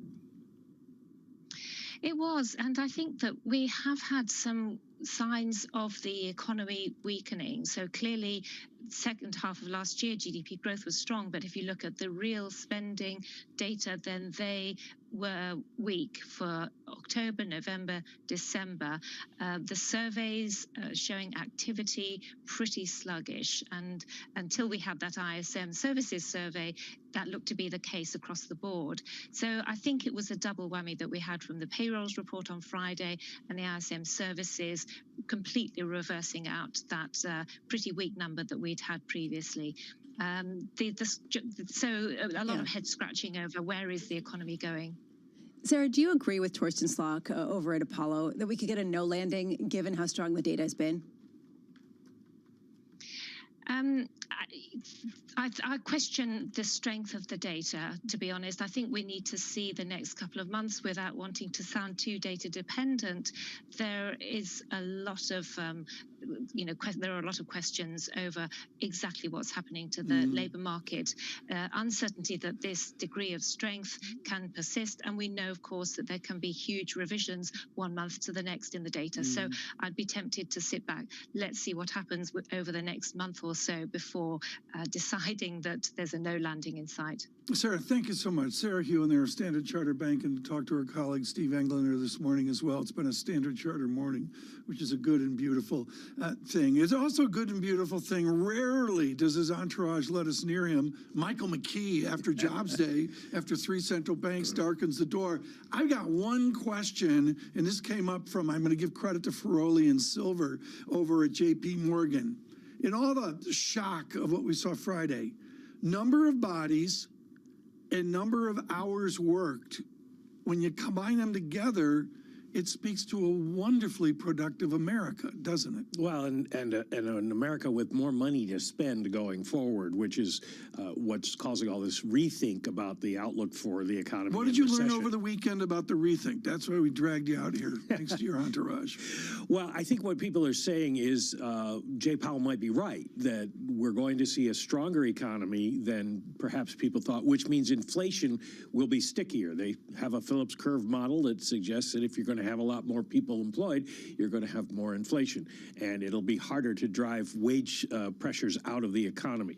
Now, that's not what the ECI said last week, but it is what the latest market think is this week. At least the State of the Union, Senator Warren is upset. There's more people working longer hours. We should all be angst-ridden. Well, right. There really raises a question about the union kind of membership and power at a time when there is a shortage of labor. The mystery of the people who are not participating, was that laid bare in any of the research or any of the conversations you had over the weekend in terms of why certain people just are not coming back to the workforce? Well, we don't know the entire story, but a certain portion of it, perhaps the majority of it, is explained by the fact that the baby boomers are retiring, except for Tom and me. And they are taking advantage of the fact that many of them had to work from home and might as well have just quit. So they did. It speeded up a process that was already underway. Now, the interesting thing is we're starting to see prime age people come back to work, and we're starting to see prime age women come back to work, which suggests that maybe one of the problems we had was daycare and taking care of people who had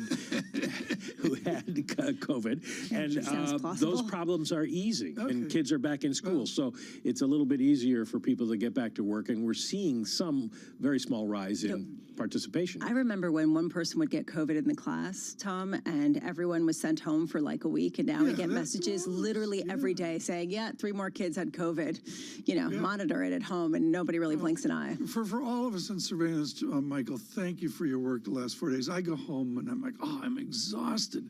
But it's a shadow of what he's working with, 3 central banks. Truly. And Jobs Day. Michael McKee there, and of course, I think he's off until February 14th, Valentine's Day, when we get the inflation report. He's So not we'll off. See. No, he's going to Washington tomorrow. Yeah, exactly. CJ Powell. Tomorrow, another eventful day. We have State of the Union, but before that, we have State of the Powell. State of the Powell might be more interesting to me anyway than State of the Union in terms of what he plans to emphasize.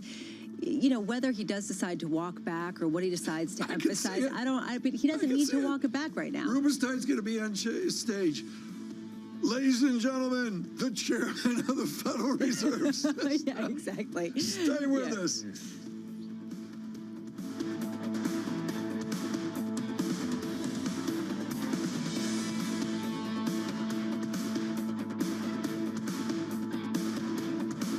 Keeping you up to date with news from around the world with the first word, I'm Lisa Mateo. The search for survivors continues after more earthquakes hit the Middle East, leaving more than 1,500 people in Turkey and Syria dead. The first, a 7.7 magnitude quake, struck along the border of the two countries and was the most powerful to hit Turkey in nearly a century. The Kremlin says Russia's President Vladimir Putin is offering help to both Turkey and Syria. American lawmakers are demanding to know if that Chinese balloon, which was shot down off the coast of South Carolina, was carrying technology from the U.S. or its allies. Divers are trying to salvage what the government believes is spy equipment from the balloon. It's expected to be hauled up in the coming days. The head of the International Monetary Fund warns that American consumers would suffer if the U.S. defaults on its debt. Kristalina Georgieva told CBS that a default would cause a spike in borrowing costs that would squeeze average Americans. Now, there's a standoff between President Biden and House Republicans over raising the debt ceiling. Renault and Nissan have agreed on a landmark deal to reshape their alliance. Renault will cut its holding in Nissan from 43% to 15%. Meanwhile, Nissan will invest in Renault's electric vehicle business. The agreement's aimed at easing long-standing tensions between the two automakers. And in France, the Rothschild family plans to take its bank private in a deal valued at just under $4 billion. Shares of Rothschild & Company soared today in Paris. The bank ranked 6th globally last year in the number of mergers and acquisitions it advised on. Global news powered by more than 2,700 journalists and analysts in over 120 countries. I'm Lisa Mateo, and this is Bloomberg.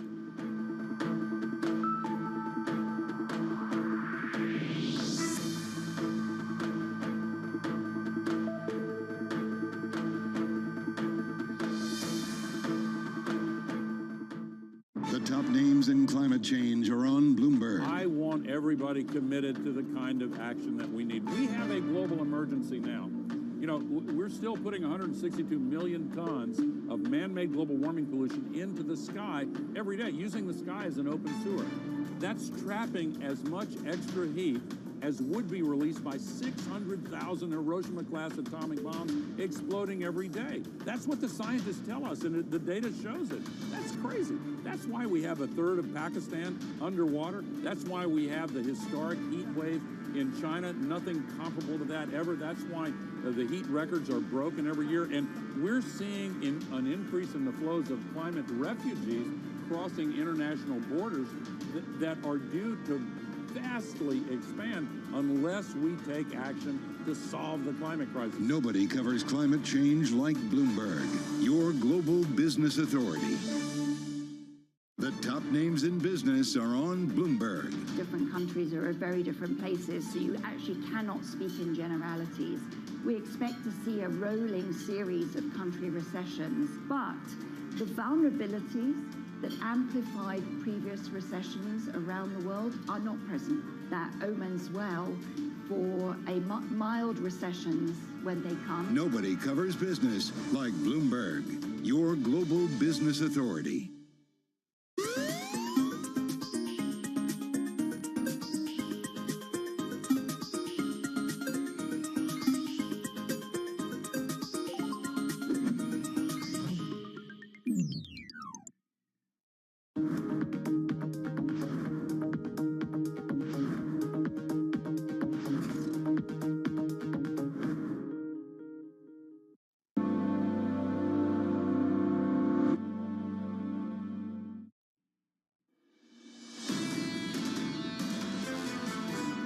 I think the job market's likely to remain hot, posing a real challenge for the Fed. The Fed's not likely to revert to very large rate increases, so more gradual rate increases, but probably into the fives. But they may have to hold it for longer than market participants think. The Fed, of course, has been signaling that, but the market doesn't believe it. Really good interview, a conversation with Glenn Hubbard of Columbia, the former dean of the Columbia Business School, and of course, former chairman of the Council on Economic Advisors on this. The word, Lisa, today is Resilient Monday. Chair Yellen, is it okay if I still call her Chair Yellen? I'm sorry. Chair Yellen's over with Stephanopoulos at ABC talking about a resilient America. We're very resilient. Well, this is more than resilient. If you take a look at the numbers that we got on Friday, not necessarily resilient, though, when you transfer it into the equity markets, which have retraced some of the losses that they had earlier in the day. Gina Martin Adams joins us now on resilient profits across America, chief equity strategist, Bloomberg Intelligence as well. Let's go right there, Gina. You're getting in the amount of data, 40%, 50%, whatever the earnings is. How resilient are revenues and earnings for American companies? Not great, honestly, Tom. You know, we're getting continued evidence that the earnings stream peaked more than a year ago. On an unadjusted basis, earnings are down roughly 8% from that peak. So even though we're going to continue arguing whether the economy's in recession or not in recession, it's very clear that the earnings cycle peaked and is experiencing a downdraft. Now, we're also going to continue to argue the degree to which that downdraft continues over 2023. Our view is we're in the worst of it now, and we will start to dig our way out later 2023, early 2024, which explains why the market itself has shown some signs of bottoming since the October lows. Right. But when we're looking at the earnings stream, it really is still all about inflation. You talk about the revenue lines. Revenue is still growing year over year, in particular, thanks to the energy sector, where we're getting a lot of revenue growth, obviously due to high oil prices, high energy prices at large. But it really is about inflation and inflation impacting margins. Companies are passing through those higher costs, but they're not passing through the entirety of higher costs, and that's resulting in margin pressure. Just on one transaction, this reported by Bloomberg, and Bloomberg reports that Danaher Medical may take out a smaller thing called Catalent. Your Jonathan Palmer pulled an all-nighter on this transaction, and I get what it is, but I've got to go back to this, Gina. You and I have talked about this before. With all that's going on, is it going to be a roll-up at a premium of well-run companies like Catalent, as well as a roll-up of the non-profitable zombie companies? Well, I think this is really interesting, and certainly the characteristic of January was a certain rush into non-profitable companies. As a matter of fact, we saw within the small cap index unprofitable company stocks outperforming profitable company stocks by the widest margin, one of the widest margins in U.S. history for the month. So certainly the market dynamic is working, it had worked in favor of the unprofitable companies. I think this is a very unlikely sort of durable trend. I think it's a 1 month or very short-term blip reflecting a resumption of risk tolerance at the start of the year. But frankly, those unprofitable companies are going to struggle to perform well in an environment where inflation remains somewhat sticky. And I think this is part of the bigger conversation. When you've got economic growth that's somewhat resilient, inflation that's somewhat sticky, the margin pressure on those unprofitable companies in particular is extraordinary. And that was the case throughout most of 2022. I think that's going to remain a problem for 2023, though January would certainly say something very different. When we look at the outlook, we see inflation remaining much higher for longer than many people are willing to acknowledge. The results of that is you want to look for profitable companies or companies with margin growth potential in a sticky inflation environment. I think it's going to be a longer term trend, but certainly January would have suggested otherwise. Well, let's build on January. Gina, what's the takeaway as to why this divergence happened, why people favored to such a great degree non-profitable companies? Well, look at what happened in the bond market, Lisa. The bond market keeps telling the equity market that we're going to fall into recession, that the Fed is going to ease policy. And the equity market is taking that cue and saying, okay, great. Well, the earnings stream is pretty weak, but if the Fed is going to ease policy, we're going to go into a cyclical turn on account of that policy easing. Now, well, again, is that going to be the case? The bond market, unfortunately, for the last year has really been caught off guard by Fed policy. So the equity market could get caught in a trap signaled by what the bond market thinks is the realistic outlook for economic growth and interest rate policy. But also, it's very characteristic at cycle turning points for the unprofitable companies to lead, at least in a short-term burst. You do see junk rallies characterize major bottoms in the equity market. They don't necessarily continue over the duration, but nonetheless, they do tend to characterize those major bottoms. And we would view October as a really significant bottom. Right. And certainly the capital is starting to confirm that. The market is starting to rotate into a new cycle. Now, it's not going to go in a straight line, without a doubt. But nonetheless, I think you take those cues from the bond market, you combine them with the cycle cues that we're getting from the earnings stream, and you've got a market that's trying to rotate into what is likely to be that next recovery sort of trade.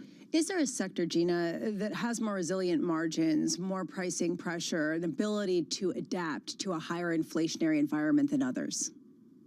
Usually at this point in the cycle, the sectors that tend to perform better in an environment where you're moving into that new cycle, where you've got the cyclical inflection point, but you've generally got higher inflation, are likely to be the industrials companies, maybe some of the materials companies, the energy companies of the world, the financials even.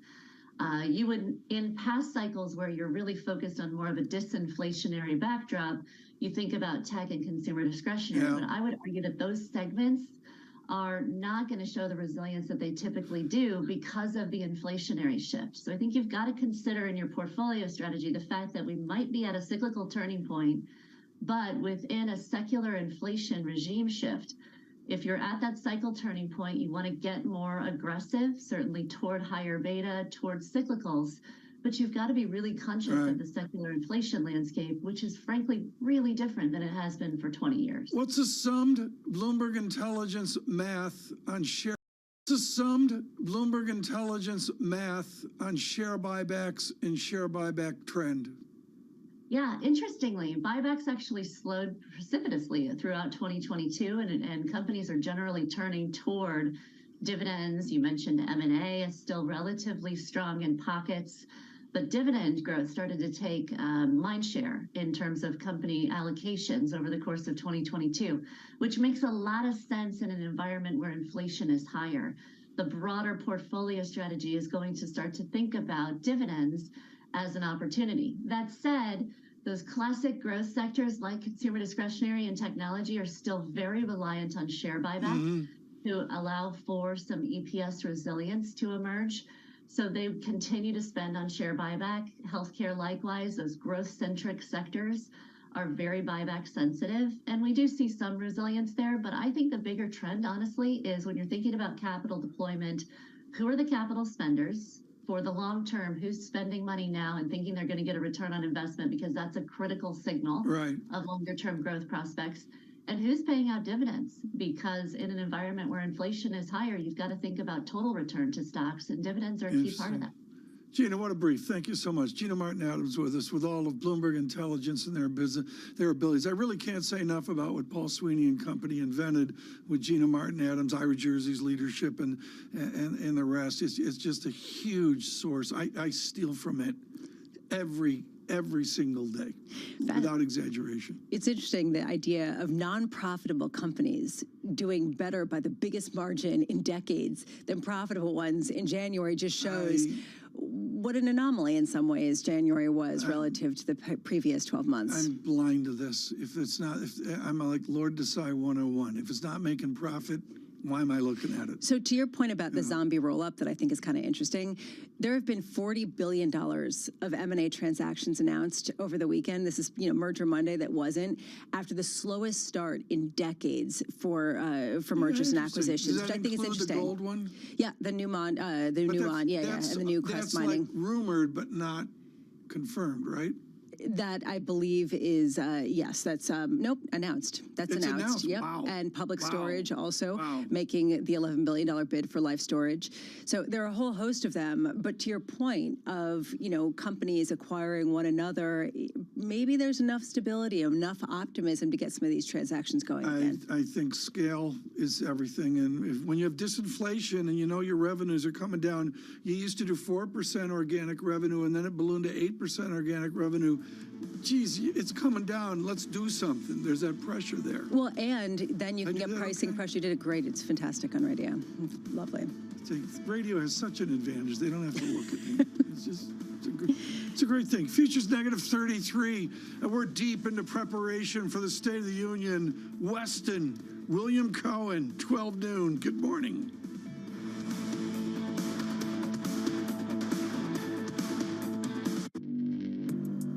Access the financial world on demand.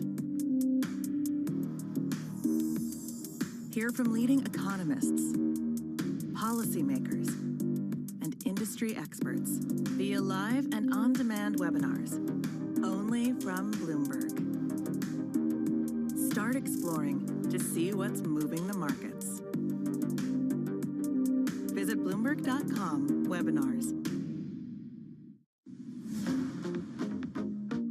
What are the moonshots at Amazon that are capturing most of your time and attention? Well, we have a unique way that we look at big new investments. And I'm not sure it's right or wrong. It just happens to be our way.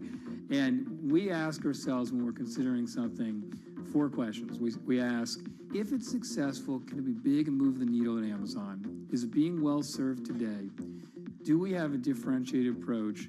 And do we have competence there? And if not, can we acquire quickly? And if we like the answer to those questions, we'll go pursue it with a single-threaded team that isn't distracted by the rest of the business. When it comes to the stock, it has fallen significantly. Do you think investors are missing something, or has tech just been overvalued? I have never tried to predict what the stock's going to do. And any time I've tried to a little bit, I've been wrong. I do really believe that in the short term, the stock market tends to be a voting machine. In the long term, it tends to be a weighing machine. We have a concept we talk about a lot at Amazon, inputs and outputs. And the ultimate output for a company is share price, and then other big outputs are free cash flow or profit or revenue.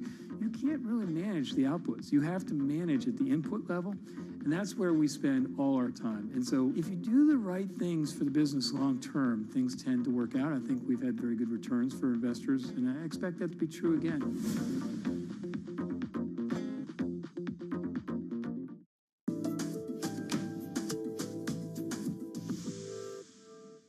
We have only 8% of the ocean protected today. And our Earthshot is, as Patty said, 30 by 30. 30% of the ocean, at least, 30% of the ocean protected by 2030. And we know that if we protect the right 30%, not only we will prevent the extinction of many marine species, but also we will produce more fish. There's going to be, these protected areas are going to produce a spillover that will exceed the foregone catch. So we're going to have more fish to eat, food security, livelihoods for people. And we know that for every dollar that we invest in a protected area, in a marine reserve, that produces $10 in economic output and creates more jobs. So it's a triple win for marine life, for food security, and for climate, and of course, for the economy. So that's the goal, the mission.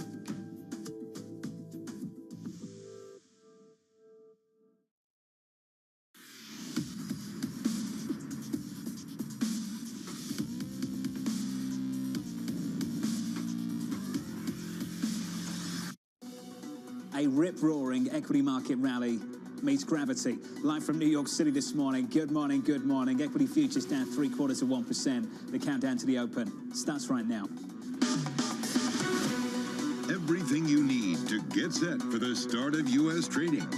This is Bloomberg, The Open, with Jonathan Farrow.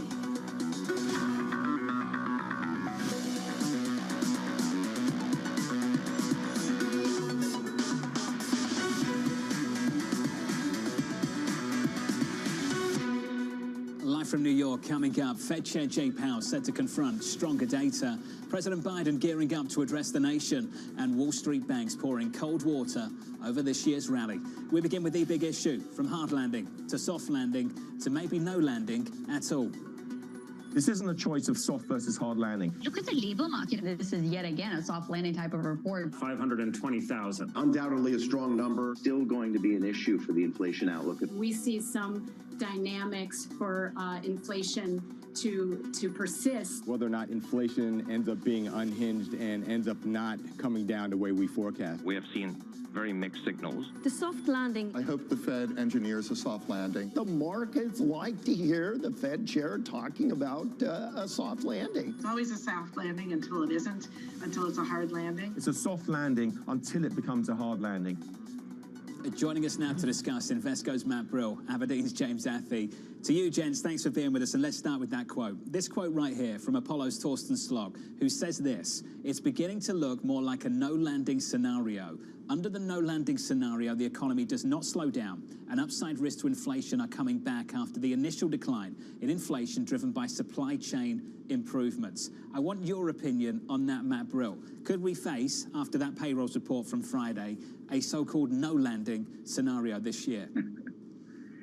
Hey, good morning, Jonathan. Yeah, we've been in the soft landing camp for quite some time. I have not even heard of this no landing until Friday, I guess. But I'm still staying with soft landing. I think it was a bit of an anomaly, a little bit of a blow off top. We got an employment report for the month of January. But at the end of the day, the data has been very clear that the economy is slowing. Everything but the labor force is slowing. Inflation is slowing. We're looking at inflation for the last 3 months that have trended less than 2% for headline, around 3% for core. So put it all together, this economy is slowing, but yeah, the labor market still is remaining very, very hot. Chairman Powell said the disinflationary process had started last Wednesday. James Athey, do you think the jobs report on Friday contradicts that, or do you think it reinforces it? Yeah, hey John, I don't think it reinforces it. It's certainly what we know about the labour market is that it's one of, if not the most lagging of indicators.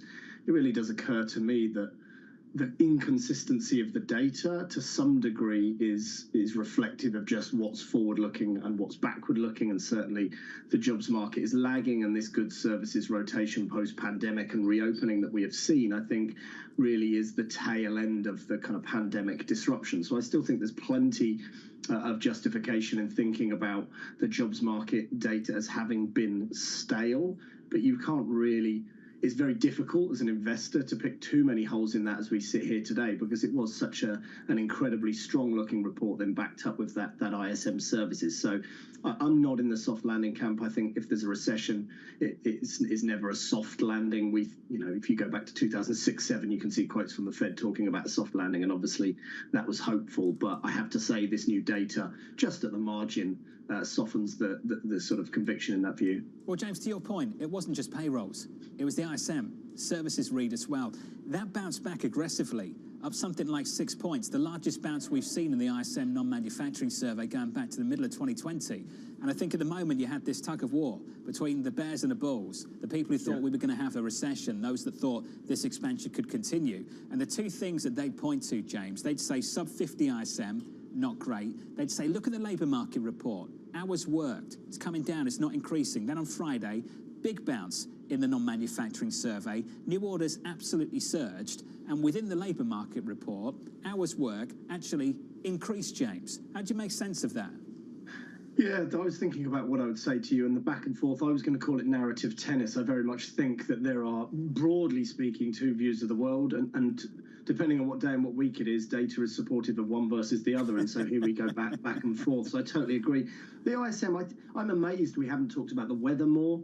We had that horrible cold snap in most of the northern United States, going all the way down to Texas and Florida.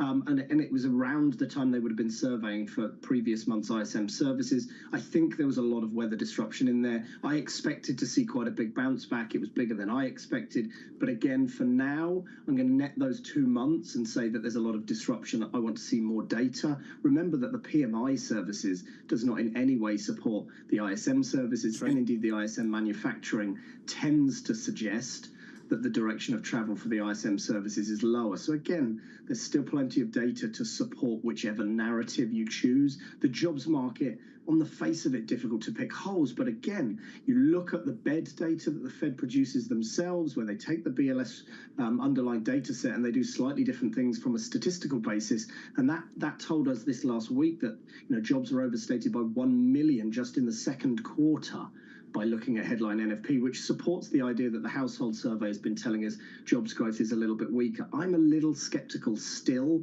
as to the extent of the robustness of the labour market, because you've seen 50 and sub 50 in the employment components of both ISMs, and the broad data set raises some questions. But again, as an investor, I can't really bet the farm on that here today, because the prevailing narrative does have some very recent data to support it, yeah. James, to your point, though, the fact that we're playing narrative table tennis every single day, and it's going from one thing to the other, I just wonder, Matt, if there's something to learn from that we're absolutely clueless about the post-pandemic labour market realities. Are you convinced? Do you have anything to say about where we are post-pandemic in this labour market? Do you have any confidence about the trajectory of things? Yeah, I mean, you're absolutely right. There's a lot of confusion around the report. There's a lot of misunderstanding of what a post-pandemic labor market's supposed to look like. But at the end of the day, what we do know is the economy is slowing. Now, whether or not the labor market's slowing, that's certainly debatable. The economy is slowing. We do believe inflation's coming down. The Fed probably wasn't thrilled with that report on Friday, but honestly, a lot of the other data we've been seeing supports the narrative of this disinflation, which he spoke of over and over on Wednesday. So, I think these numbers have a lot of noise in them. Molly Smith had a great Bloomberg article out for you guys last week on kind of explaining some of the anomalies there. If people haven't read it, I think they should. But at the end of the day, things are slowing, and that's what we've got our hat held on right now. Well, this market's moving big time off the back of that data. It continues this Monday morning. Equity futures are down 0.7%. The move in the 2-year. We started the year at about 440 on a 2-year, got as low as 4.03% intraday just in the last week or so. Now we're back to 442 on a 2-year, with yields higher by 13 basis points, and all of that ahead of Chairman Powell speaking tomorrow. Mike McKee, a big one for Chair Powell tomorrow. Yes, indeed. Narrative tennis. I like that. Narrative table tennis, you called it. I think both of you are kind of way behind the curve. On Wall Street these days, it's narrative pickleball. Oh, there we go. So that's what you got to call it. Forgive us. The markets are trying to wrap their heads around what happened on Friday with the jobs report, and that ISM services number seems to be changing the narrative that investors are invested in. The Fed is essentially at its terminal rate, and will have to cut rates later this year as the economy slows too much. You can see what the Bloomberg Economist survey going into the jobs report said. We would have 1 quarter of really weak growth, then 2 quarters this year of contraction, followed by another weak ending quarter for 2023. As the bond market shows and the stock market futures show, there's a big rethink underway right now. If job growth is strong, and as John mentioned, hours worked are rising, that's a lot more money in consumers' pockets available to spend.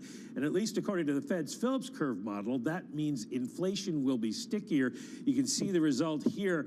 The forecast for next week's CPI and retail sales reports stronger than expected, stronger than they have been.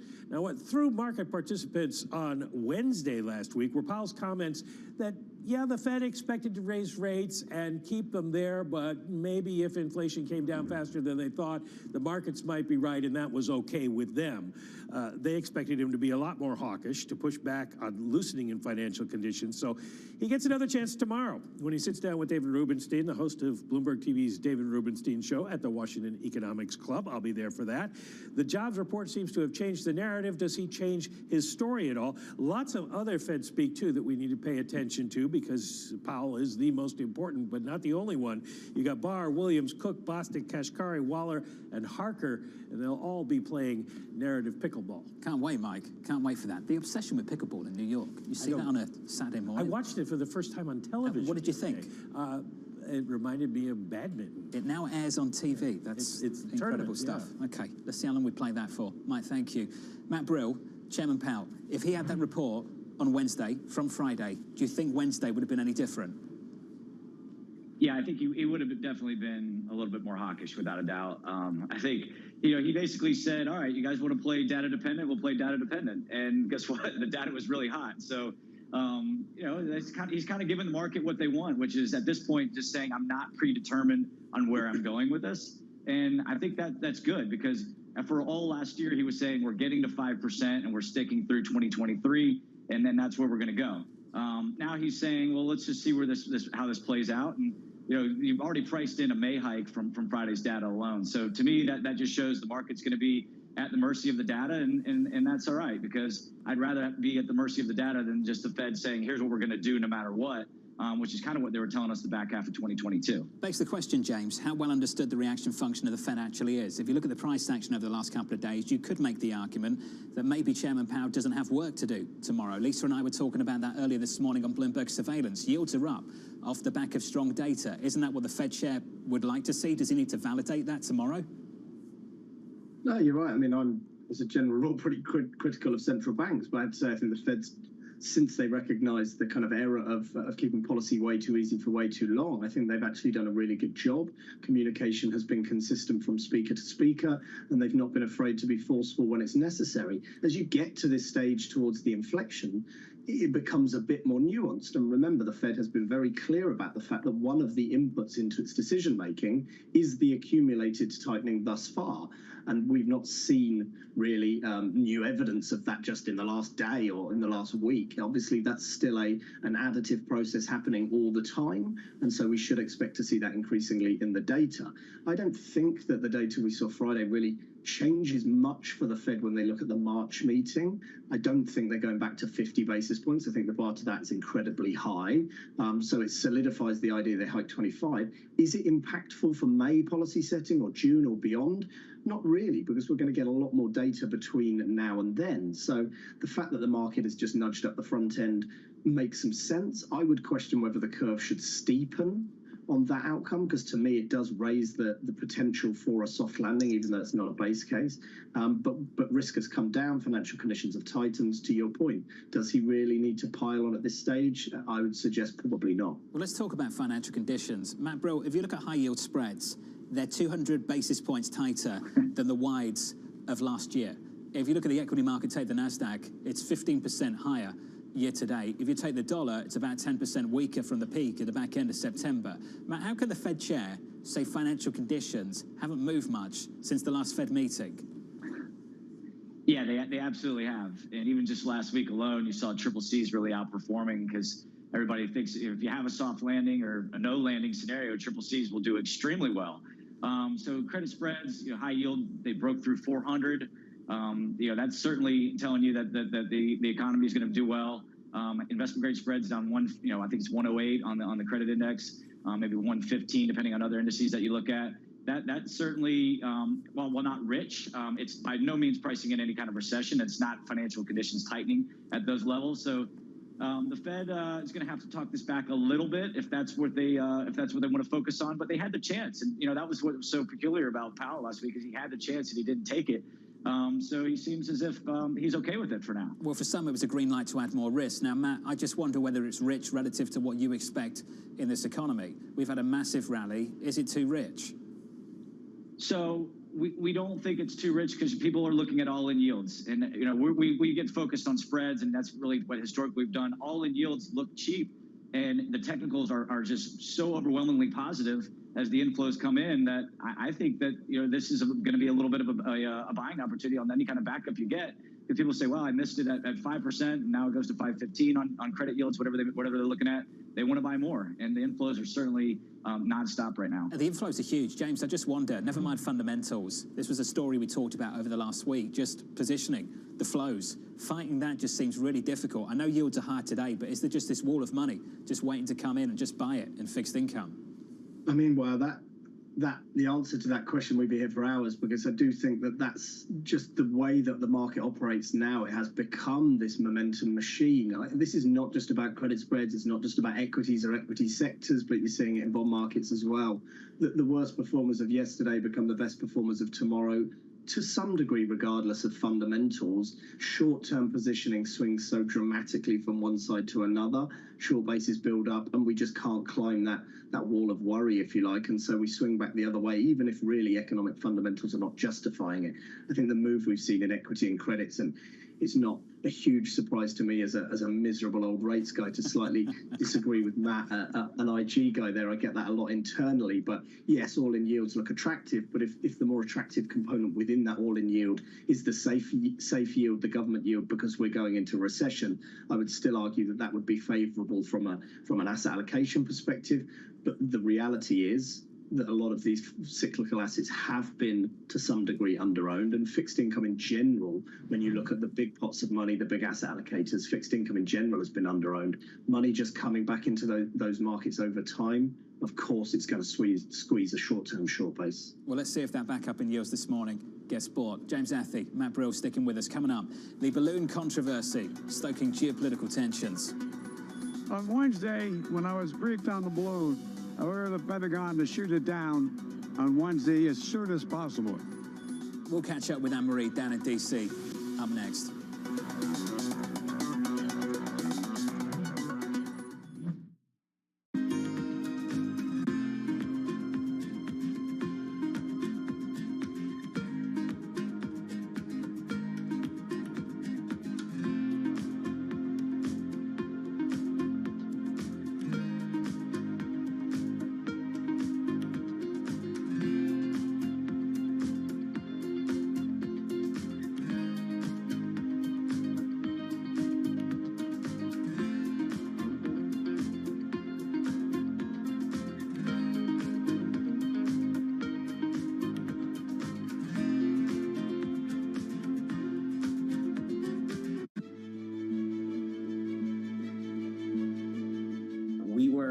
Thinking big from the beginning. I mean, the reason that I was interested in doing this in the first place was a much bigger challenge than making a comfortable shoe or doing something in the fashion industry as a narrow opportunity.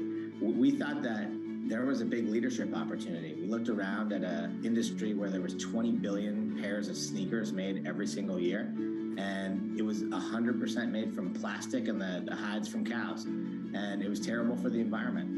And we thought that we could offer something to consumers that was differentiated in the way it feels, more comfortable, higher performance, and do that because we use sustainable materials. And in doing so, we could take a really interesting leadership opportunity and grab that and use that to tell a totally different story and compete on a totally different vector than what the rest of the industry were doing.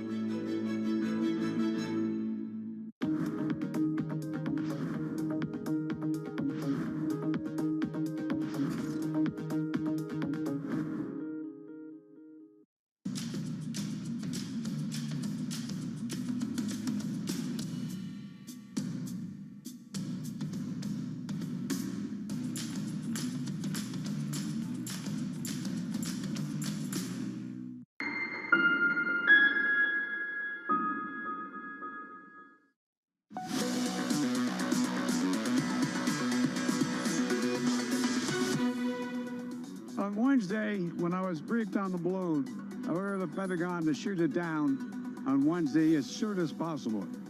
They decided, without doing damage to anyone on the ground, they decided that the best time to do that was if they got over water outside within 12-mile limit. They successfully took it down. The US shooting down a suspected Chinese spy balloon, stoking tensions between the two nations. Secretary Blinken defending the action after postponing his trip to Beijing. Any country that has its airspace violated in this way, I think, would respond similarly. And I can only imagine what the reaction would be in China if they were on the other end. China slamming the move, calling it an overreaction. The foreign ministry saying this: the Chinese side clearly requested that the US appropriately deal with this in a calm, professional and restrained manner. For the US to insist on using armed force is clearly an excessive reaction. This is President Biden prepares to deliver his State of the Union address tomorrow. Let's catch up with Bloomberg's Anne-Marie down in Washington for more. AMH, are we going to talk about this for the next couple of days or maybe even the next couple of weeks? I certainly think so, Jonathan. There's no way the president is going to be able to not address the surveillance balloon that they successfully shot down over the weekend in his State of the Union address tomorrow. Here in Washington, D.C., the administration is getting hammered by Republicans for not shooting it down earlier, but you heard the president there speaking to reporters over the weekend.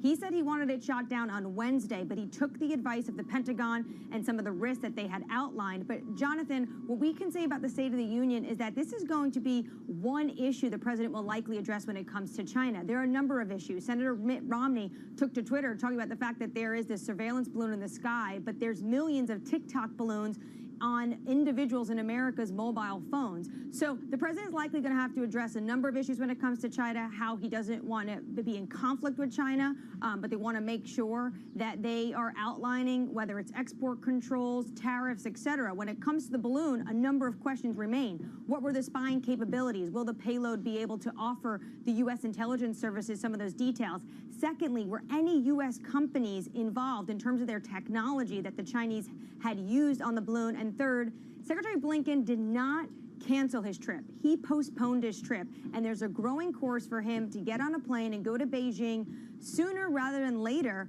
to condemn these actions and also, Jonathan, point to the fact that the U.S. believes Chinese companies are quietly helping Russia in their war effort in Ukraine. Brilliant reporting, Anne-Marie, as always. Looking forward to that coverage over the next couple of days. AMH there down in Washington. Matt Brill, James Athey back with us for more. James, let's talk about China. Not so long ago, maybe about 12, 18 months ago, China was so-called uninvestable. We started 2023, all of a sudden it was unavoidable. What is it now? That's a good question. Yeah, it's definitely complicated the macro outlook. Investing in China has always been a somewhat different ballgame. You know, you just have to look at the period post China's entry into the WTO. The spread of GDP growth between China and the rest of the world was in no way reflected in aggregate equity performance over that period. You had an economy growing initially at 14 or 13% annualized, but ultimately over a 20-year period, Chinese equities went pretty sideways. So the investing story is as much about understanding domestic behaviors, domestic policy making as it is the economy. And so that's a complicated question. I think the Chinese government bond market is already pricing a fair amount of economic weakness and or monetary easing. So I'm not sure there's an obvious trade there. But in terms of what Chinese growth improvement means for the global economy, is it the sort of boost we saw 2015-16 or post the crisis in 2008? Is it going to boost commodity prices, boost German manufacturing, boost Australia in terms of trade, etc.? Yeah. Is it something more domestic and consumer driven? I certainly err on the side of the latter. I don't think the Chinese economy is the same or will plug into the global economy in the same way as it has historically.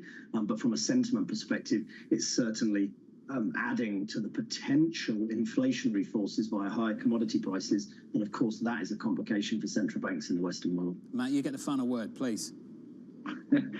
Yeah, we think for China, it's an opportunity. Last year it got to a point where it was, uninvestable, but as the government came out and really laid down the groundwork, particularly for the Chinese property companies, that's just completely opened up that market. They're going to be supportive of it. You've seen names like Country Garden go from 15 to 85, 90. These are not necessarily household names, but they're certainly the biggest of a complicated sector over there. So for us, that's an opportunity. But at the end of the day, you need China to open up to drive inflation lower, but you also have the conflicting part of that with the higher commodity prices. But we think net, a strong opening up of China is good for the overall global markets. There's so much we don't know about the year ahead. Matt Brill, James Athey, to the both of you, Tremendous, thank you. Equity futures down about 0.7%. Coming up, the morning calls and later, Wall Street sounding the alarm on the rally after some monster gains in January. That conversation still ahead with Jay Pawlowski.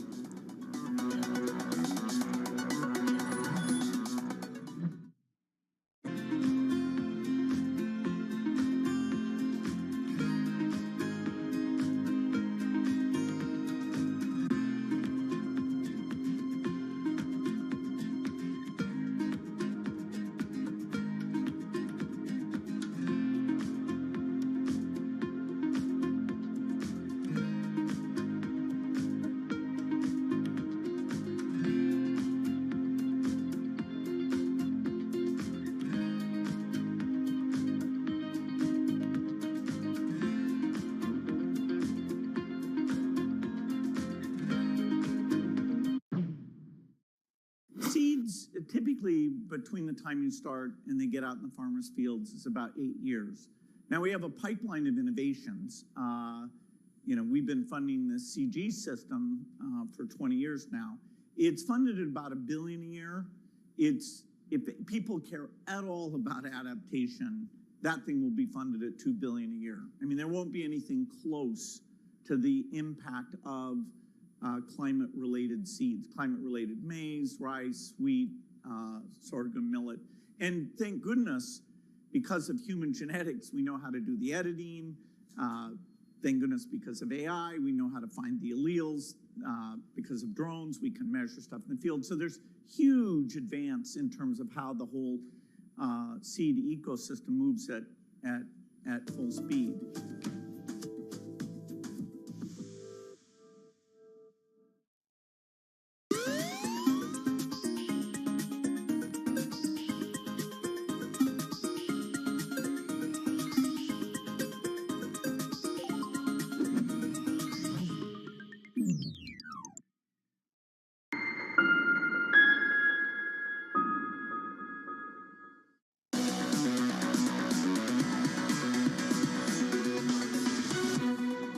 From the opening bell, let's get some morning calls. First up, Raymond James downgrading PayPal, a more cautious stance after the stock's outperformance this year. Wells Fargo upgrading Spotify, looking for a boost to the company's margins on music. And finally, Wedbush raising its Tesla price target to $225, expecting demand in China to continue improving. That stock is up by 1.9%. Coming up, JP Morgan, Morgan Stanley, Goldman, all calling time on the equity rally. That conversation up next with TPW's Jay Pawlowski.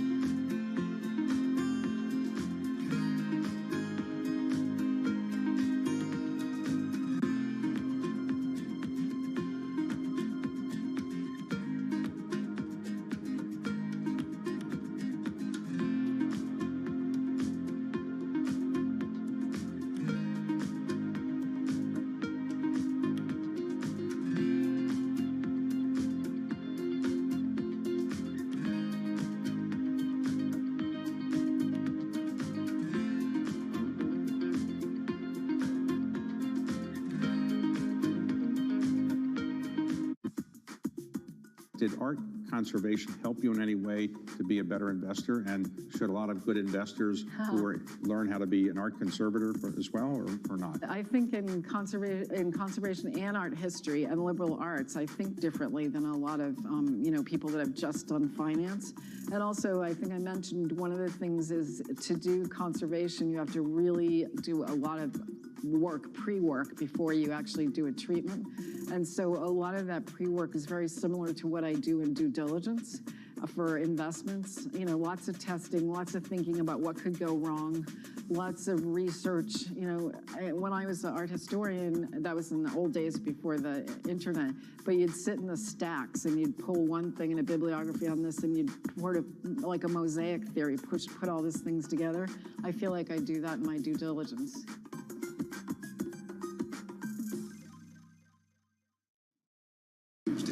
President Joe Biden delivers the State of the Union address. Join David Weston and Bloomberg's top political reporters and analysts live from the Bloomberg headquarters in Washington, D.C., as President Biden lays out his plans to tackle the war in Ukraine, Congress's debt limit standoff, immigration, and more.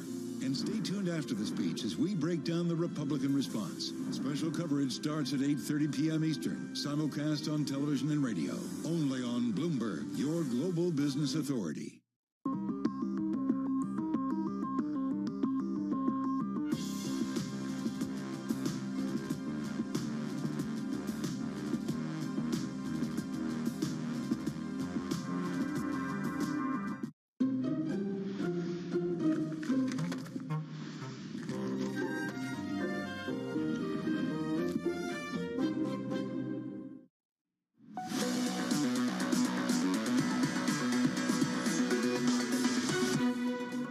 Three seconds away from the opening bow this morning. Good morning. Let's get this trading week really started. Equity futures down 0.6% on the S&P.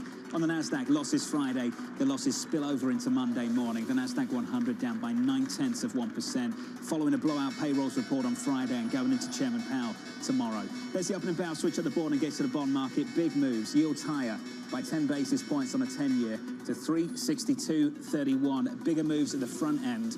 We're back through 440 on a 2-year. Your 2-year yield higher by 14 basis points to 442. That means dollar strength. Euro dollar 107.54. Bear in mind the high of the year on euro dollar was only last Thursday at 110.33, and right now 107.54. In the commodity market, close to 74, up by 0.8% on WTI, $74 and a couple of cents. One stock to watch at the open, it's Dow, cutting roughly 5% of its global workforce as it experienced market conditions that, according to a memo from this co-COO, quote, continue to erode with an uncertain future. Abby has more. Hey, Abby. Hey, John. Well, yeah, another tech company here biting the dust. Dell cutting more than 6,600 jobs, as you mentioned, about 5% of the global workforce. And after this takes place, they will have the lowest global headcount going all the way back to in more than 6 years. And what makes it so interesting is exactly what you're talking about. This is not a matter of having overhired during the pandemic. They're seeing a tough environment. The PC buying slowdown really hitting the company. That's a bulk of their business, more than 50%. Now, what's interesting is this stock over the last year really underperforming the sector. Dell over the last year down about 28%, the hardware sector down about 10%. Making this very, very interesting is it's not just Dell that is seeing the slowdown in PCs. It's not as though folks are banning Dell PCs and going toward HP. PCs overall are really sliding down about 28% in the fourth quarter. But maybe investors think that the company has less diversification in terms of their majority revenue going toward PCs and less to lean on in the future. Right now, the stock down about 1.3%. It'll be interesting to see if it stays down or if it turns around, as so many of the others have turned around, in the idea that the worst is over. Abby, thank you. About 2 minutes into the session, equities lower by 0.4% on the S&P. No real drama here. We'll see if this weakness gets bought. On the Nasdaq, we're down by about 6 or 0.7% off the back of the weakness on Friday, but still Friday. We closed out the week with a 5th straight week of gains. So keep going back to the bond market. Keep an eye on things at the front end of the curve. Higher by 12 basis points to about 441 on a 2-year. Tons of people responding, reacting to the payrolls report on Friday. This from Mike Gapin of Bank of America, who published just moments ago. Here's the quote for you. The January employment report does not change our view of the labor market. It's still resoundingly strong. He goes on to say the report gives us more confidence in our outlook for 2 additional 25 basis point hikes and a terminal rate of 5 to 5.25. That from Mike Gapin of BofA, literally about 30 minutes ago.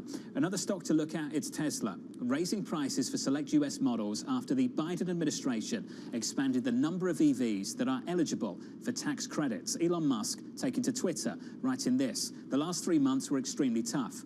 Had to save Twitter from bankruptcy while fulfilling essential Tesla and SpaceX duties. Wouldn't wish that pain on anyone. Twitter still has challenges, but it's now trending to break even if we keep at it. David Welsh joins us now from Detroit, not on Twitter, but on Tesla. David, make sense of what's happening with price cuts and then price hikes.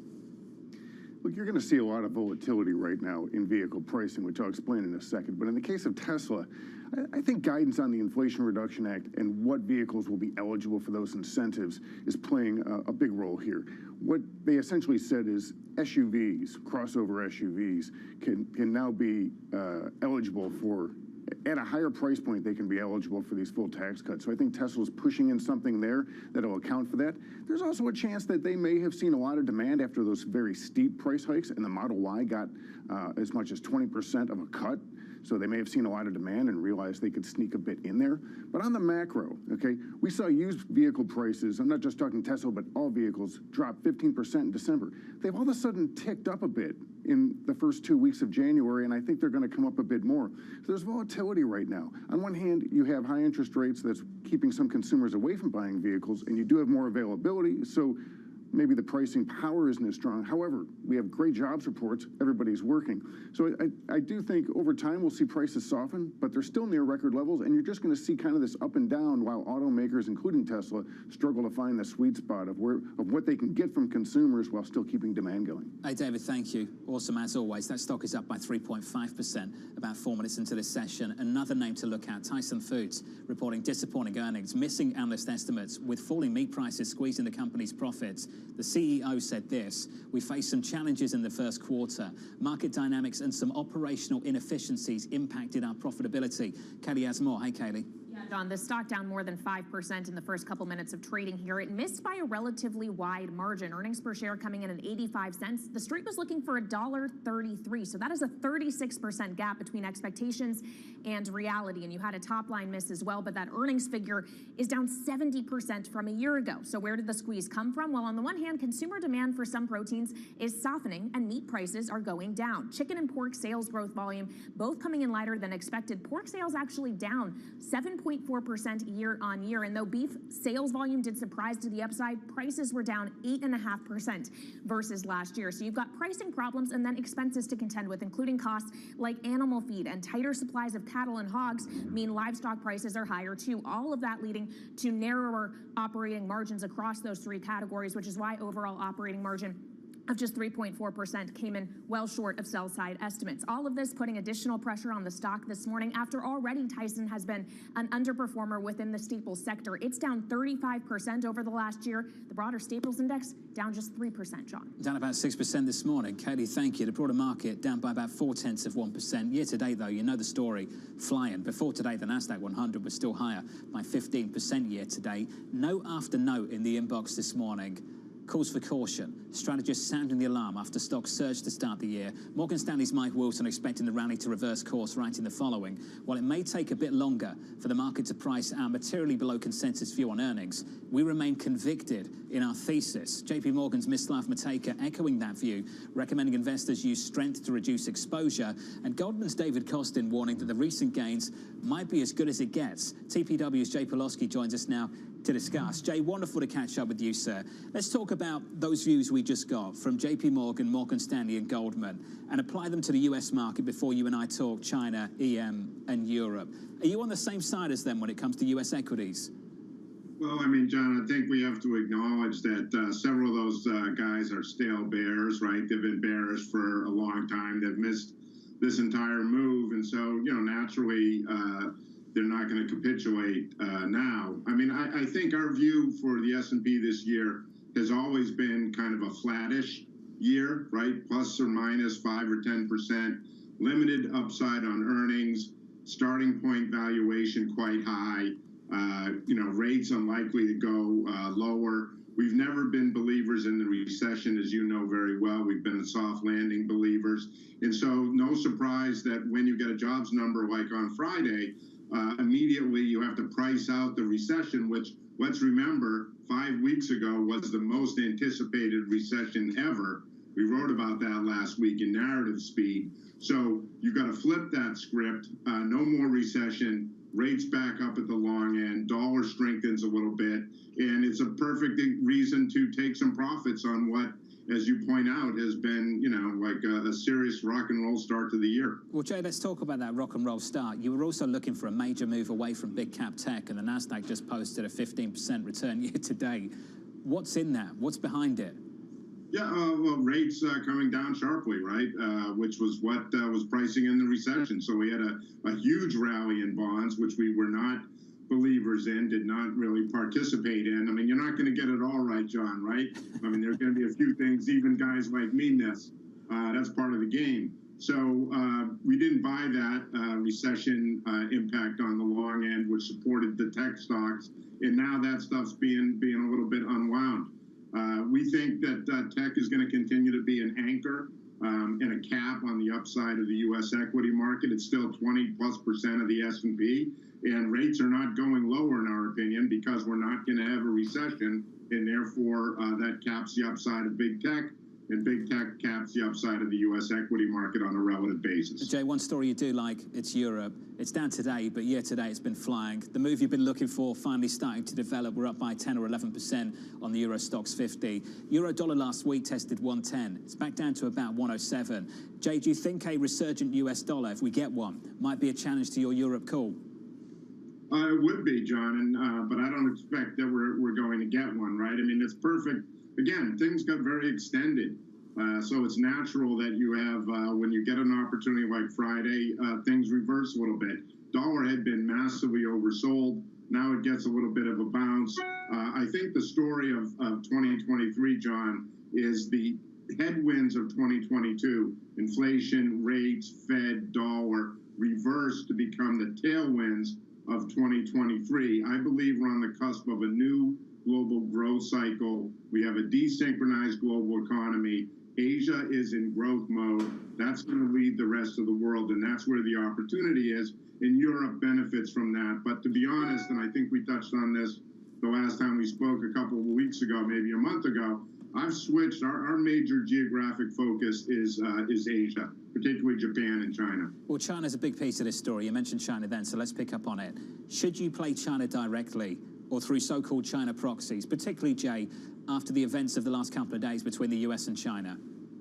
I think that balloon story is such a laugher, John, right? I mean, I think it really is driven by folks here in the U.S.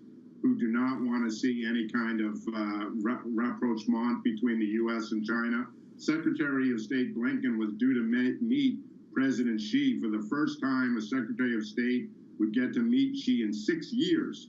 And that meeting was just postponed because of this huge brouhaha, which is a bunch of nothing. So yes, we're playing China directly. We believe China's made the move for growth. They understand the connection between stabilizing the property market, stimulating domestic consumption, and in that way driving economic growth. It's going to grow 6% this year. They have the fiscal and monetary policy room to support it. Yeah. Market's very, very cheap. It's one of the cheapest stock markets in the world on a cyclical basis, according to Invesco. We're double weighted in our global multi-asset model portfolio. Jay, your view or my view on whether that is a whole bunch of nothing over the weekend isn't relevant. It's about how everyone else sees it, Jay. And I know that it's been under-owned, and I know there's a positioning story where you could get these big flows, but Jay, do you think the headlines we have seen over the last week are sufficient to make some people pull back? I mean, just bear in mind where sentiment was a year ago. We were talking about China being uninvestable. Is performance alone and positive performance sufficient to draw in inflows from underinvested American investors looking to China? Yeah, that's a great question, John. And one of the reasons why we're so constructive on China and Japan is that we think it's not just the foreign investor, which we do think will buy into both markets as their growth recovery really gets underway. But more importantly, I would argue, is the domestic investor base, John. The domestic investor base in China is huge, and they're, I believe, going to switch from property focus to equity focus. And I think the same is true even more so in Japan, whereas yield curve control ends and the JGB market becomes a bear market. You're going to see for the first time in decades the domestic retail and institutional investor in Japan buying Japanese equities. It's a huge opportunity.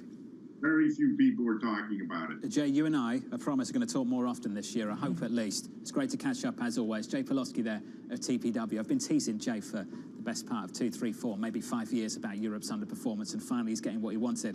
Europe right now, a bit softer, but year-to-date flying. You know the story. On the S&P as well, the Nasdaq too. This morning, we're down about 0.6% on the S&P. On the Nasdaq, we're down 0.7. Coming up, tech layoffs piling up. The labour market is in a good place. Maybe there's some distractions, from the avalanche of the tech sector layoffs, but the services sector clearly is doing really well. Leslie Falconio of UBS, just around the corner.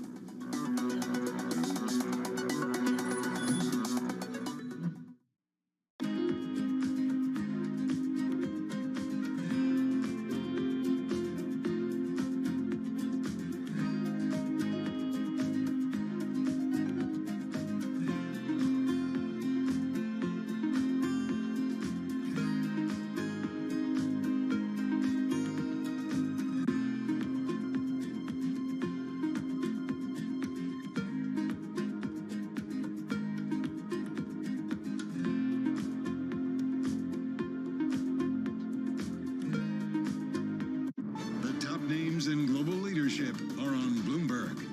I very much support the idea of a stronger sovereign geopolitical European Union. Democracies should cooperate, and that they should understand that there is something we have in common: respect for the individual rights of man, being in favor of the rule of law.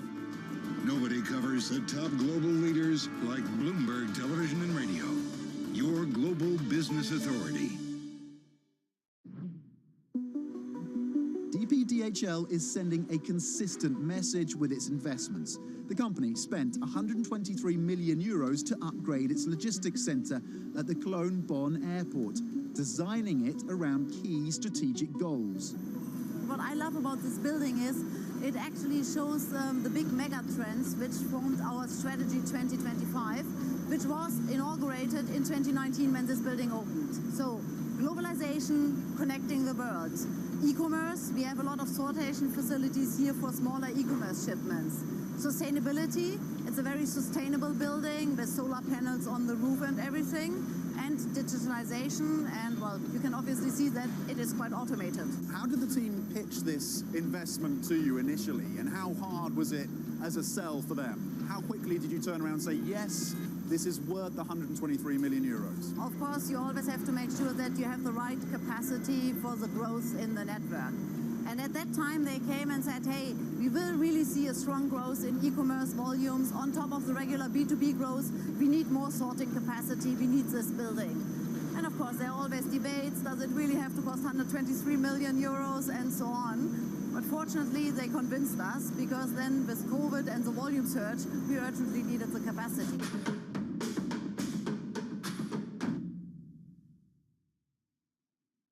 Bloomberg has enhanced search on the terminal to deliver what you need when you need it. Now, you can simply type phrases in everyday English in the command line. Compare financials. Find people. Analyze markets. You can enter phrases or ask questions. What do you want to know today? Ask a question or visit SearchGo to find answers now.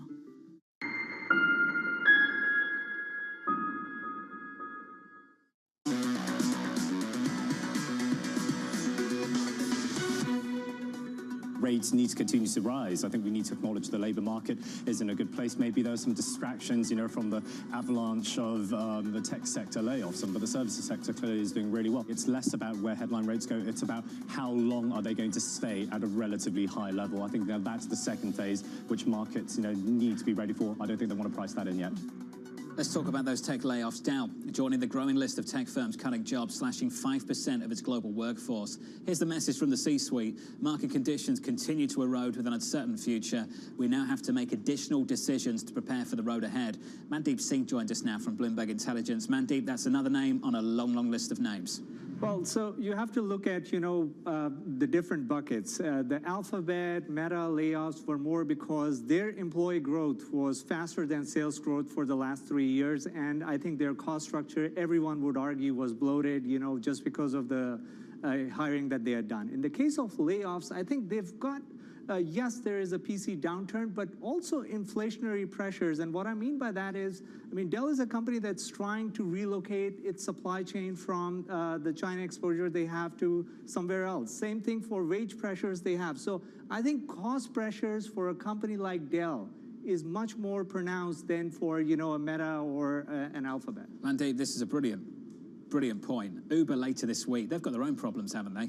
Well, so, I mean, talking about cost structure, I think you have to argue that asset-light companies, why do a company like Uber have more than, 20,000 employees? And I think in that case, also you could make a point that even though the top line is diversified, why do they need so many employees? And I think the answer to that is, yes, some of it is because of the higher variable costs those businesses have. So compare, tech businesses like Meta or Alphabet, they don't have a lot of high variable expenses. It's high operating leverage. In the case of Uber, just because of the marketplace nature, they have higher variable expenses, and that will always imply, a lower gross margin than traditional tech companies. Numbers from them coming Wednesday morning. I think, Mandeep, you and I will talk about it. I'm looking forward to it. Mandeep Singh there of Bloomberg Intelligence. So you've got the broader labour market and what's happening in tech. What's happening in tech, not great. The broader labour market, the jobs report on Friday, absolutely stunning. UBS's Leslie Falconio saying this: the payrolls report was a step in the wrong direction. The Fed will need to see more evidence that the labour market is softening before it considers pausing the rate hiking cycle. Leslie, I'm pleased to say, joined us right now. So Leslie, with that in mind, and thank you for being with us, where does that leave Chairman Powell tomorrow? Well, I think it'll be interesting. I mean, I don't think he's necessarily going to take back some of his comments about allowing sort of this loosening financial conditions, overlay. But I do think that he will emphasize the fact that we have a strong labor market and disinflation, and that might sort of lengthen the runway out for his soft landing narrative. But I do think as well, he will also reiterate the fact that the pace may be slowing, but the higher for longer right now is still in place, particularly after Friday's number. Leslie, if the jobs market is so strong, why aren't wages accelerating? Well, I think it depends on, what type of wages we're looking at. I mean, wages such as, the ECI is still, it's coming down, but it's still well above the Fed's objective.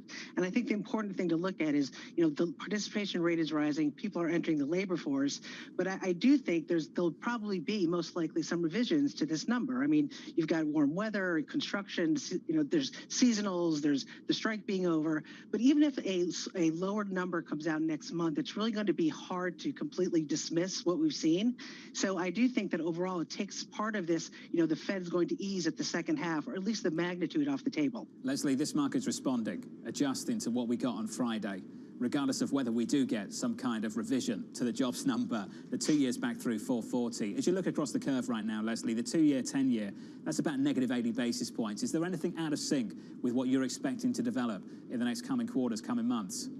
No, I mean, listen, the 2 years been incredibly volatile, and I think that what's going on, and we saw this when retail sales became in below expectations.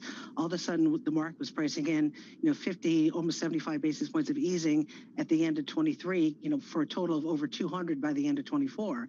Now it's starting to take that back a little bit as the terminal rate is moving higher. So now that we have the 2-year moving up as the terminal rate moves higher, I do think the yield curve is going to stay inverted around this area, say negative 80, at least for the first half of the year.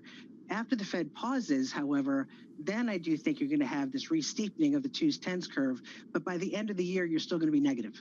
Leslie, I want to talk about credit too. We started the year, Rick Reeder and Mohamed Alair and I were going back on this on Friday. You started the year with this big fixed income breakfast buffet that everyone said had really juicy yields. And then about a month and a week into it, I'm not sure about those juicy yields anymore, Leslie. Well, listen, when you have an environment where yields are coming down and vol is dropping, that's like carry heaven.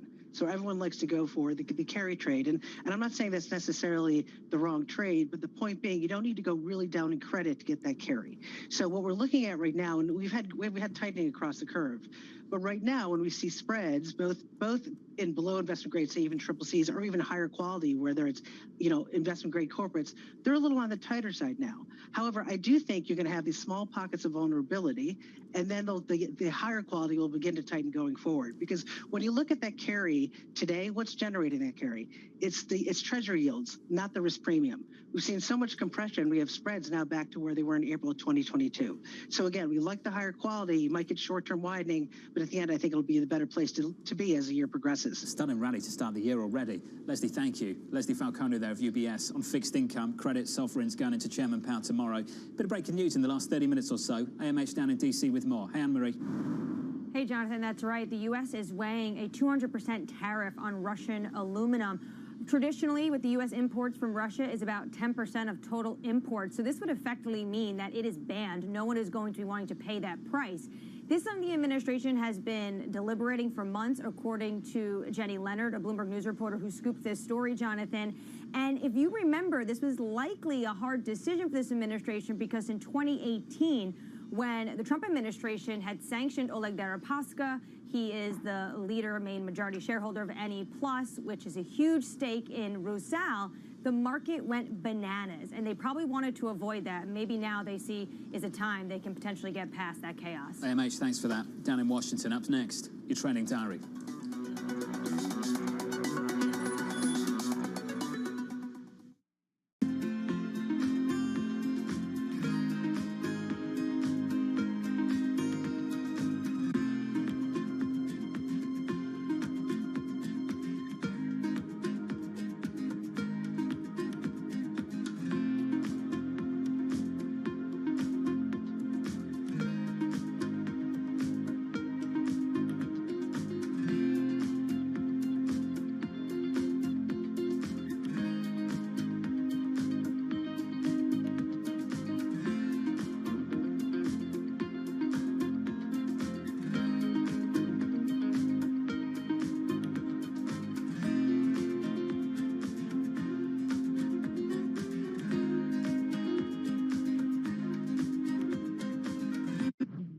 We had a long-standing presence here in Houston for the past, I would say, 20-some years, since the Compact merger.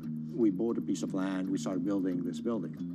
And in doing so, we had to also recalibrate how we were building it because the pandemic hit us. And we thought about recreating a work environment that is very, very different, that is catered for this new structural way of working, which we call edge to office, where people don't always come to the office to work, can work remotely from their homes, their edges, but have to come back to the office for specific reasons, such as team meetings, customer meetings, and in general, collaboration. With regards to the hybrid work model, do you see that as something that will persist longer term when the pandemic is long gone? Yes, no question, this will persist.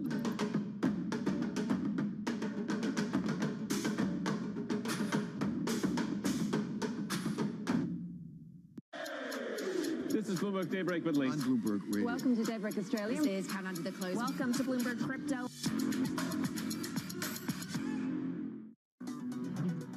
But 26 minutes into the session, equities lower by 0.6%. Let's get you to the trading diary. Coming up, Fed Chair Jay Powell speaks tomorrow, noon Eastern, in Washington. Plus, President Biden delivers the State of the Union address. Earnings from Uber, Disney on Wednesday, and a host of Fed speak with Williams, Cook, Barr, Bostic, Kashkari, and Waller all on the agenda. Jobless claims on Thursday, and the UMich Sentiment Survey to round out the week on Friday. From New York, that does it for me. Thank you for choosing Bloomberg TV. This was the Countdown to the Open. This is Bloomberg.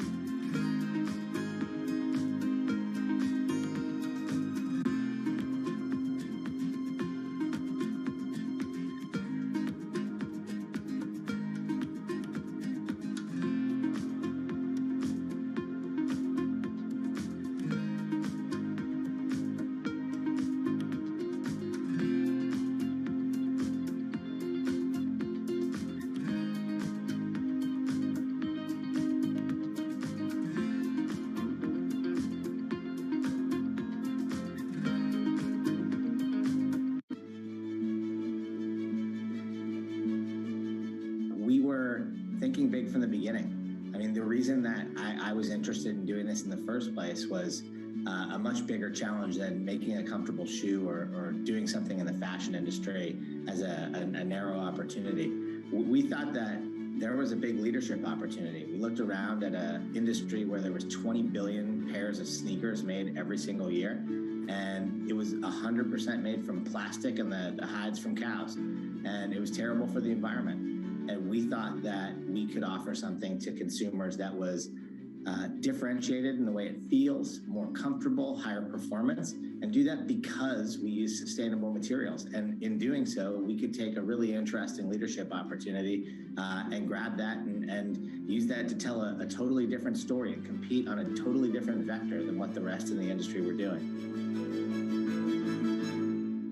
Lots happening on Wall Street. I'm quite encouraged. The center is holding. Need to catch up? This is Bloomberg Wall Street Week. I'm David Weston. We've got the information and insights A lot of these areas still have very, very good valuations. from businesses most influential and instrumental. It's knocking it out of the ballpark. Now's not a great time to be speculative. It's time for a pivot. We're talking about a significant hit to our standard of living. Bloomberg Wall Street Week, live tonight, with replays all weekend on Bloomberg Television and Radio. DOJ or other authorities. Could face bigger challenges next. It was going to keep rate World Cup. This is a 3. As the economic picture does. The OK is getting ready to make a decision.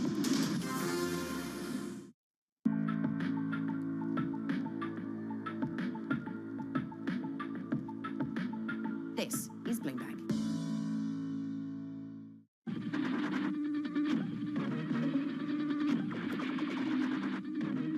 Pepsi's Number Fever campaign in the Philippines has probably gone down in history as one of the biggest marketing disasters in history, mainly because of a human error that led Pepsi to print more winning caps than they planned. The resulting chaos caused riots, civil unrest, and even deaths.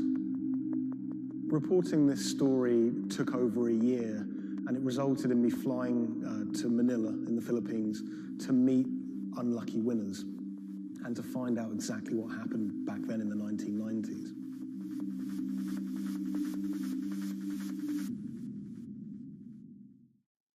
My name is Jeff Maish. I'm a journalist based in Los Angeles. I wrote the story for Bloomberg Business Week about Pepsi's Number Fever campaign.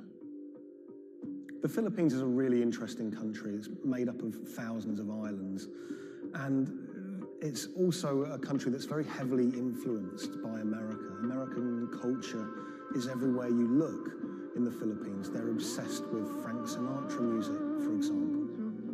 They love all things America, and that extends to their love for soft drinks, Pepsi Cola, Coca-Cola. In the 1990s, it was everywhere. Pepsi and Coca-Cola were embroiled in what is now known as the Cola Wars. It was a fierce battle for market dominance. Number Fever was already a really popular promotion. It had been rolled out in America to great success.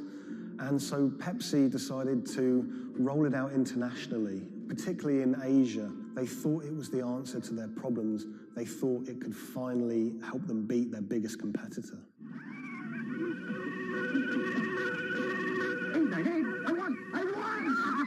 Look for the winning number in sari stores every day, also on TV, radio, newspapers.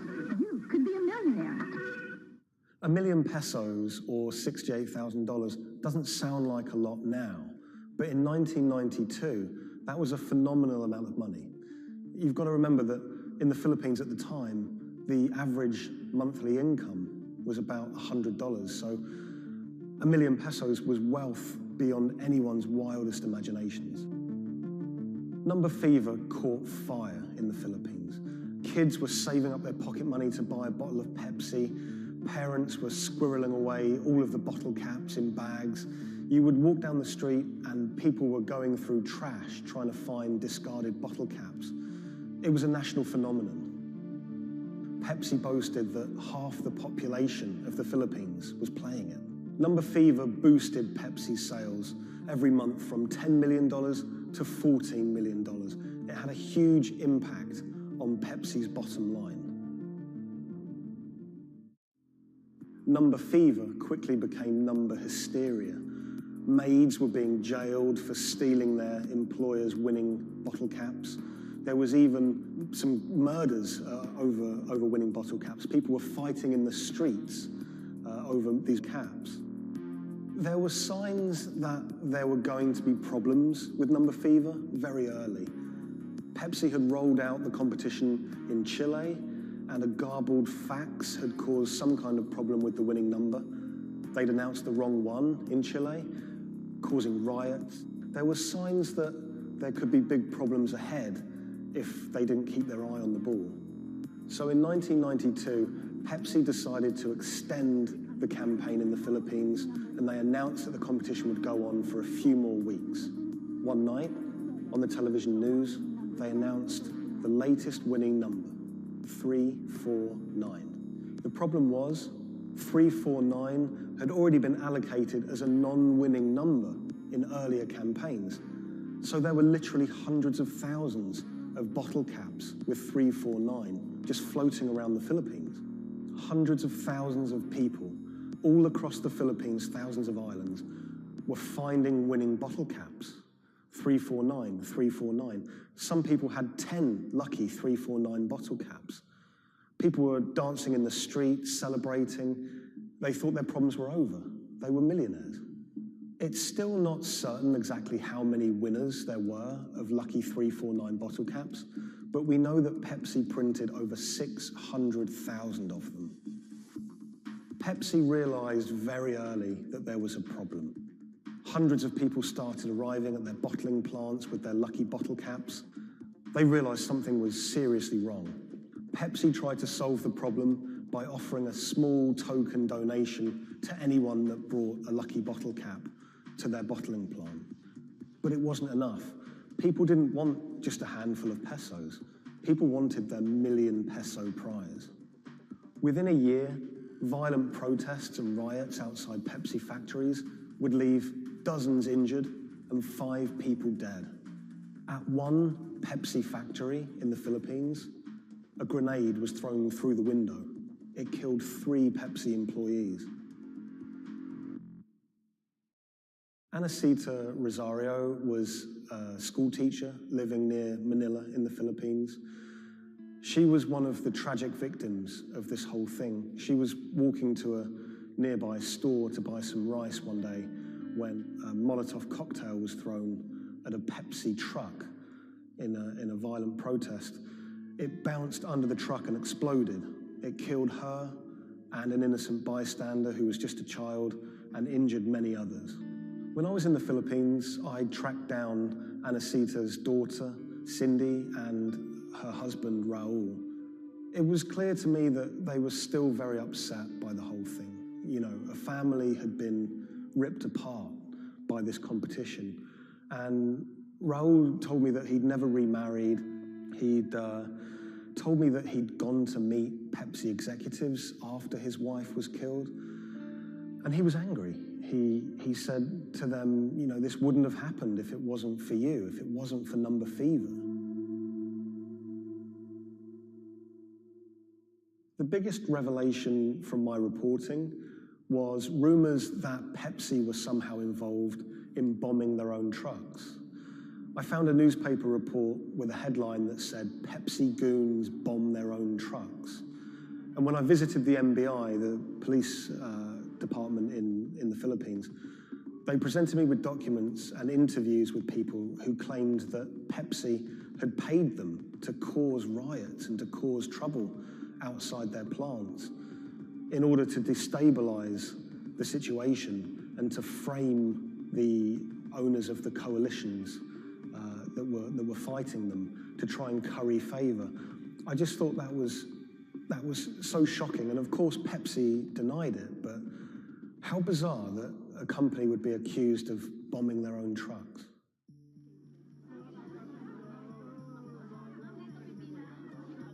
The contest had sparked so much anger in the Philippines because it landed at just this really weird time in the Philippines' history. It was during a crazy election that was racked with allegations of fraud, The Philippines was in a kind of love-hate relationship with America. They loved, obviously, the American aid and finances that was pouring into the country, but at the same time, they yearned for independence. They wanted to be their own country.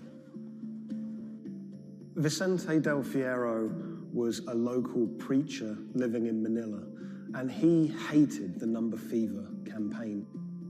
Del Fierro thought Pepsi's number fever campaign was just one of the many ways that America was asserting its dominance over a third world country. He hated seeing his fellow countrymen get ripped off, in his eyes, by this huge multinational American company. He wanted justice.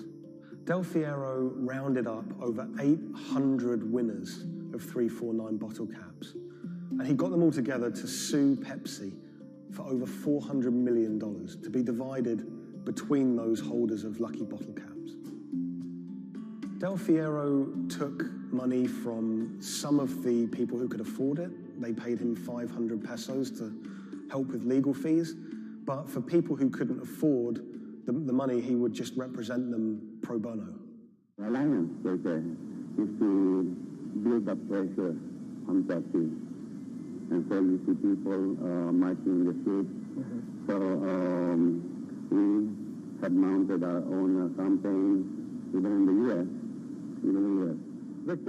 He flew to America and he hired two consumer lawyers here in America to take on Pepsi. He had a meeting at Pepsi's headquarters to try and resolve the problem, but he said he wanted to take it all the way to the highest courts in America.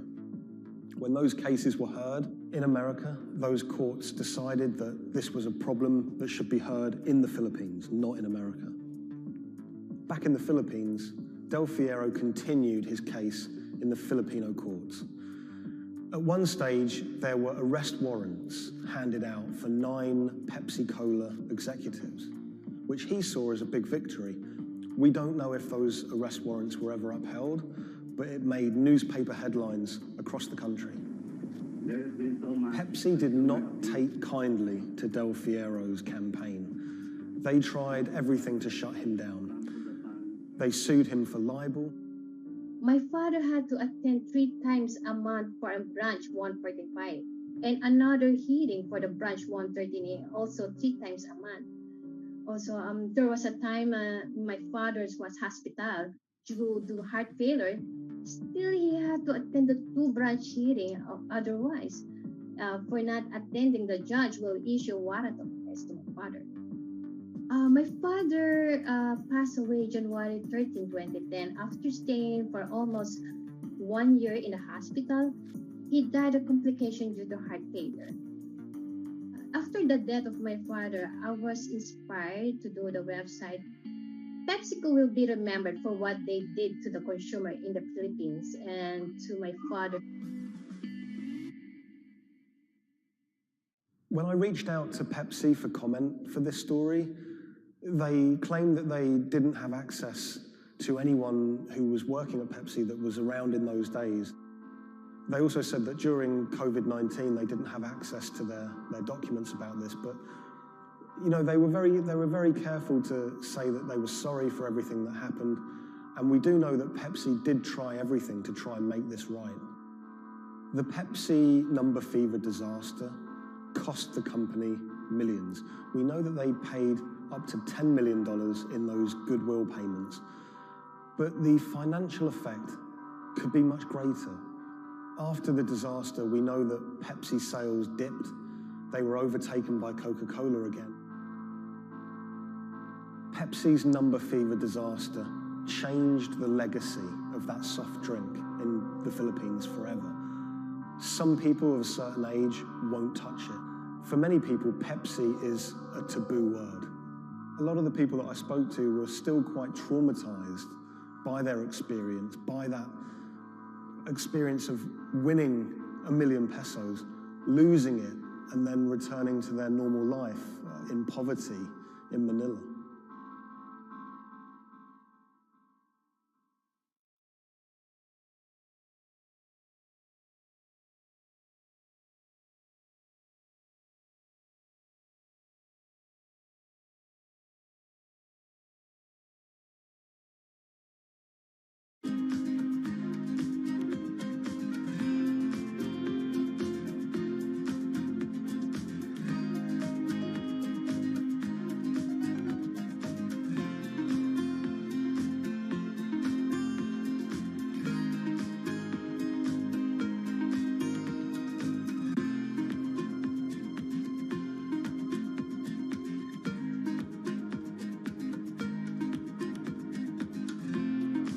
When the news of the bombing came out, it was a massive story in Germany. We are following some breaking news coming to us out of Dortmund in Germany. It was covered by all the media outlets. 3 roadside explosions triggered at the same time last night as a coach left its hotel in the south of Dortmund. Public figures commented on it. We should not let them affect our life, whoever it was. The media echo went far beyond Dortmund.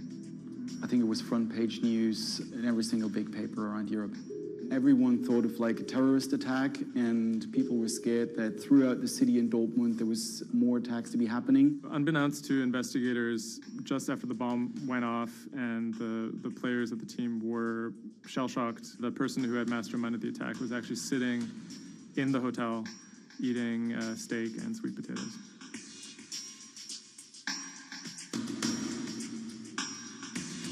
My name is Thomas Rogers. I'm the journalist who wrote the article, The Get-Rich-Quick Scheme That Nearly Killed a German Soccer Team.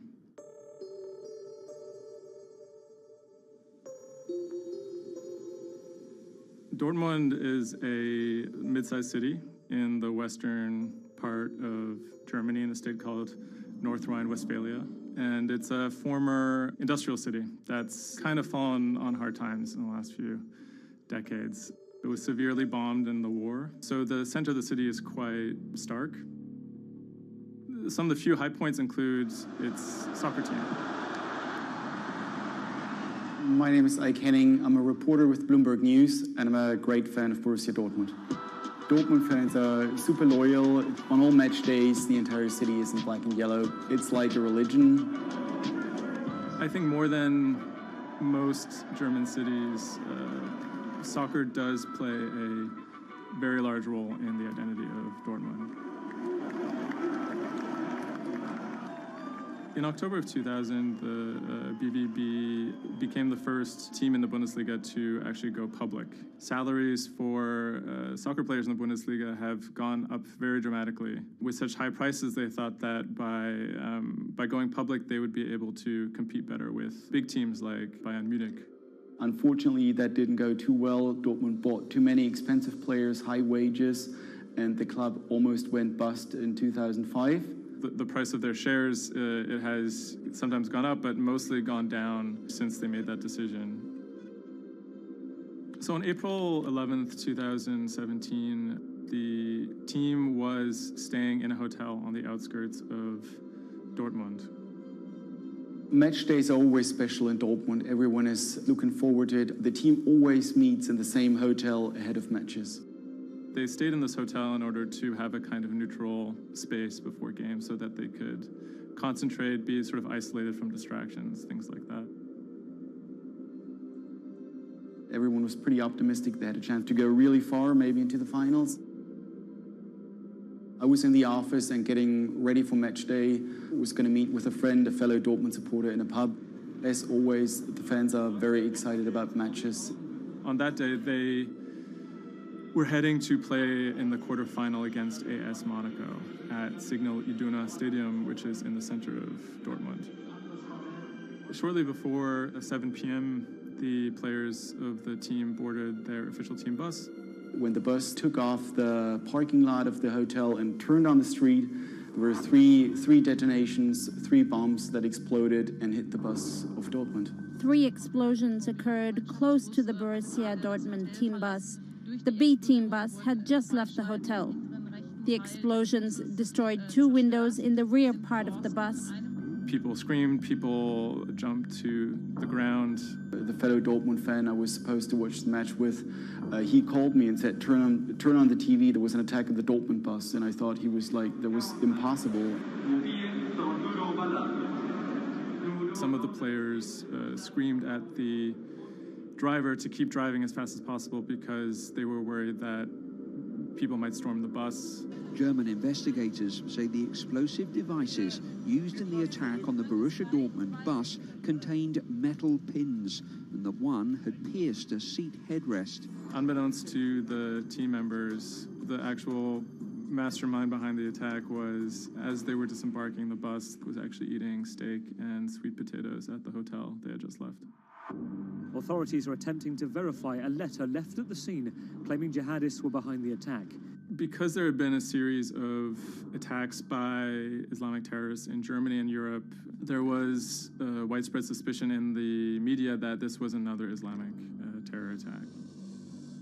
3 letters were found at the site of the bombing that took credit for the attack on behalf of Islamic State. There were, however, reasons to doubt this particular narrative. Would actually be a surprise if ISIS were actually part of this attack. Possibly could be employed by other groups like the far right wing to try and shift the blame. The letters had some strange qualities. They were written in a strange German that used big, sophisticated words, but had basic grammar mistakes, as if someone was native German speaker but pretending to be a foreign person. Federal investigators have detained one man suspected of links to Islamist terrorism, one of 2 suspects whose apartments were raided this morning.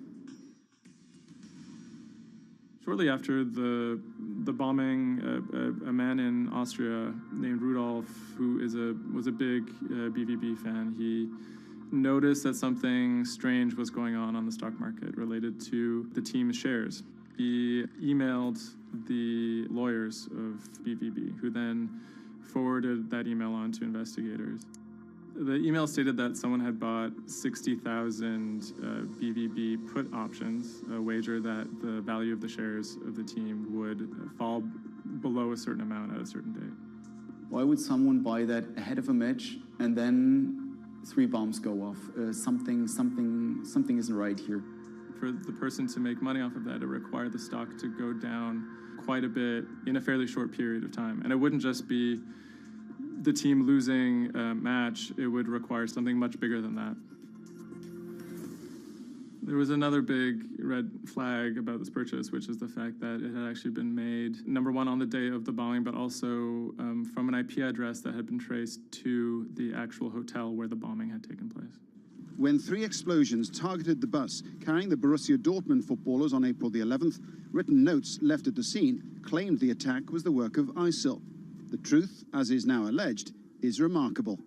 On April 21st, the police arrested a man in a southern German city called Tübingen. He was on his way to work, and his name was Sergei Benegold.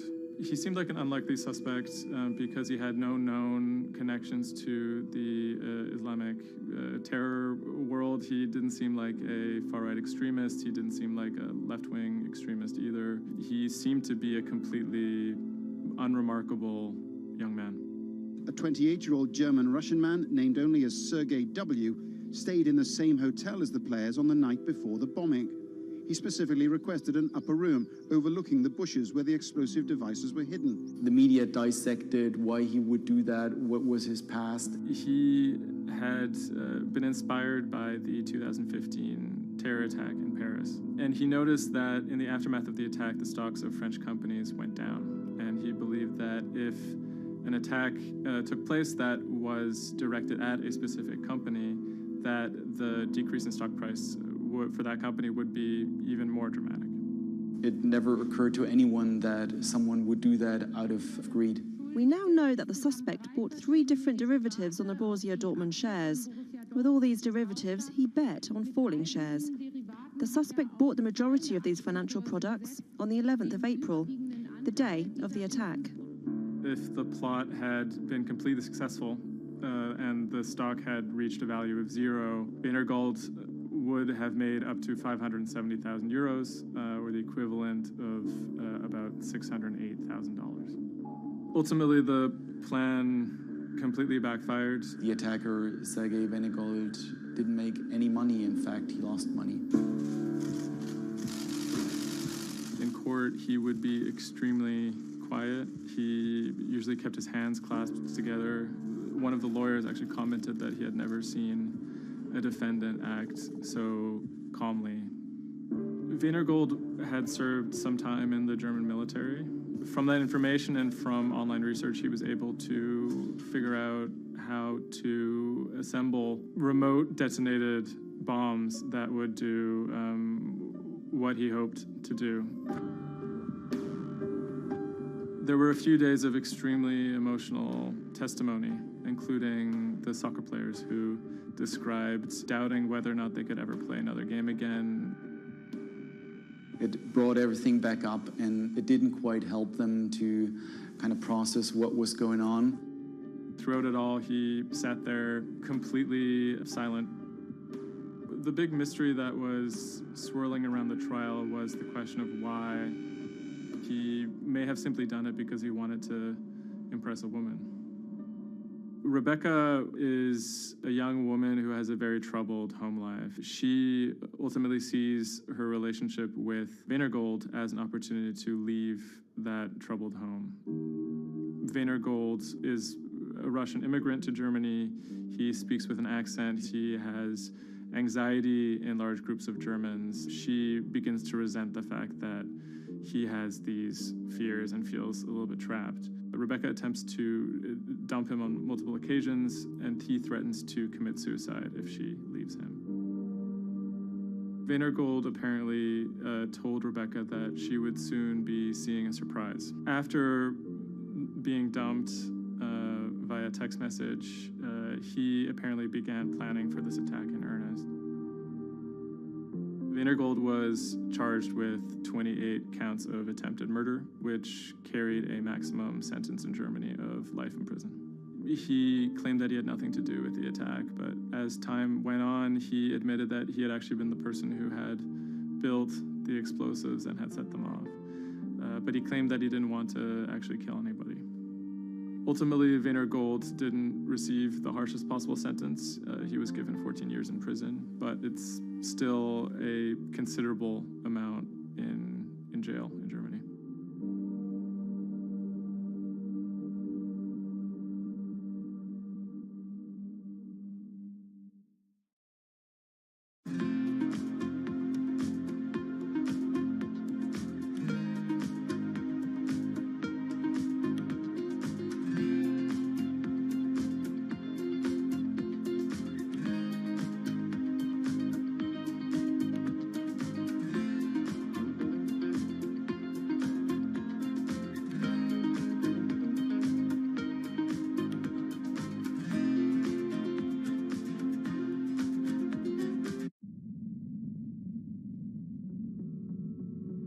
The threat of an asteroid hitting Earth is very real. If it's big enough, it's also very final. These are very, very infrequent events. The probability is not zero, though. A blinding flash of light streaking across the sky. About 100 tons of space rock falls on Earth every day. Most of it is so small it burns up in our atmosphere or lands unnoticed away from major populations. No human in the past 1,000 years is known to have been killed by a meteorite, and according to NASA, no large object is likely to strike the Earth any time in the next several hundred years. However, one thing is certain: we haven't found them all. There are thousands out there, and we don't know where they are.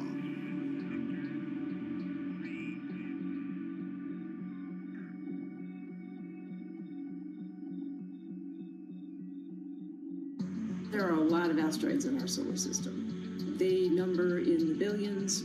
Scientists all over the world are working toward detecting and deflecting the most catastrophic of natural disasters. The race is on to find as many of these objects as we can. We have a way of calculating whether or not an asteroid is potentially dangerous or not. I mean, I think it's something worth investing in. It's our existence at stake, right?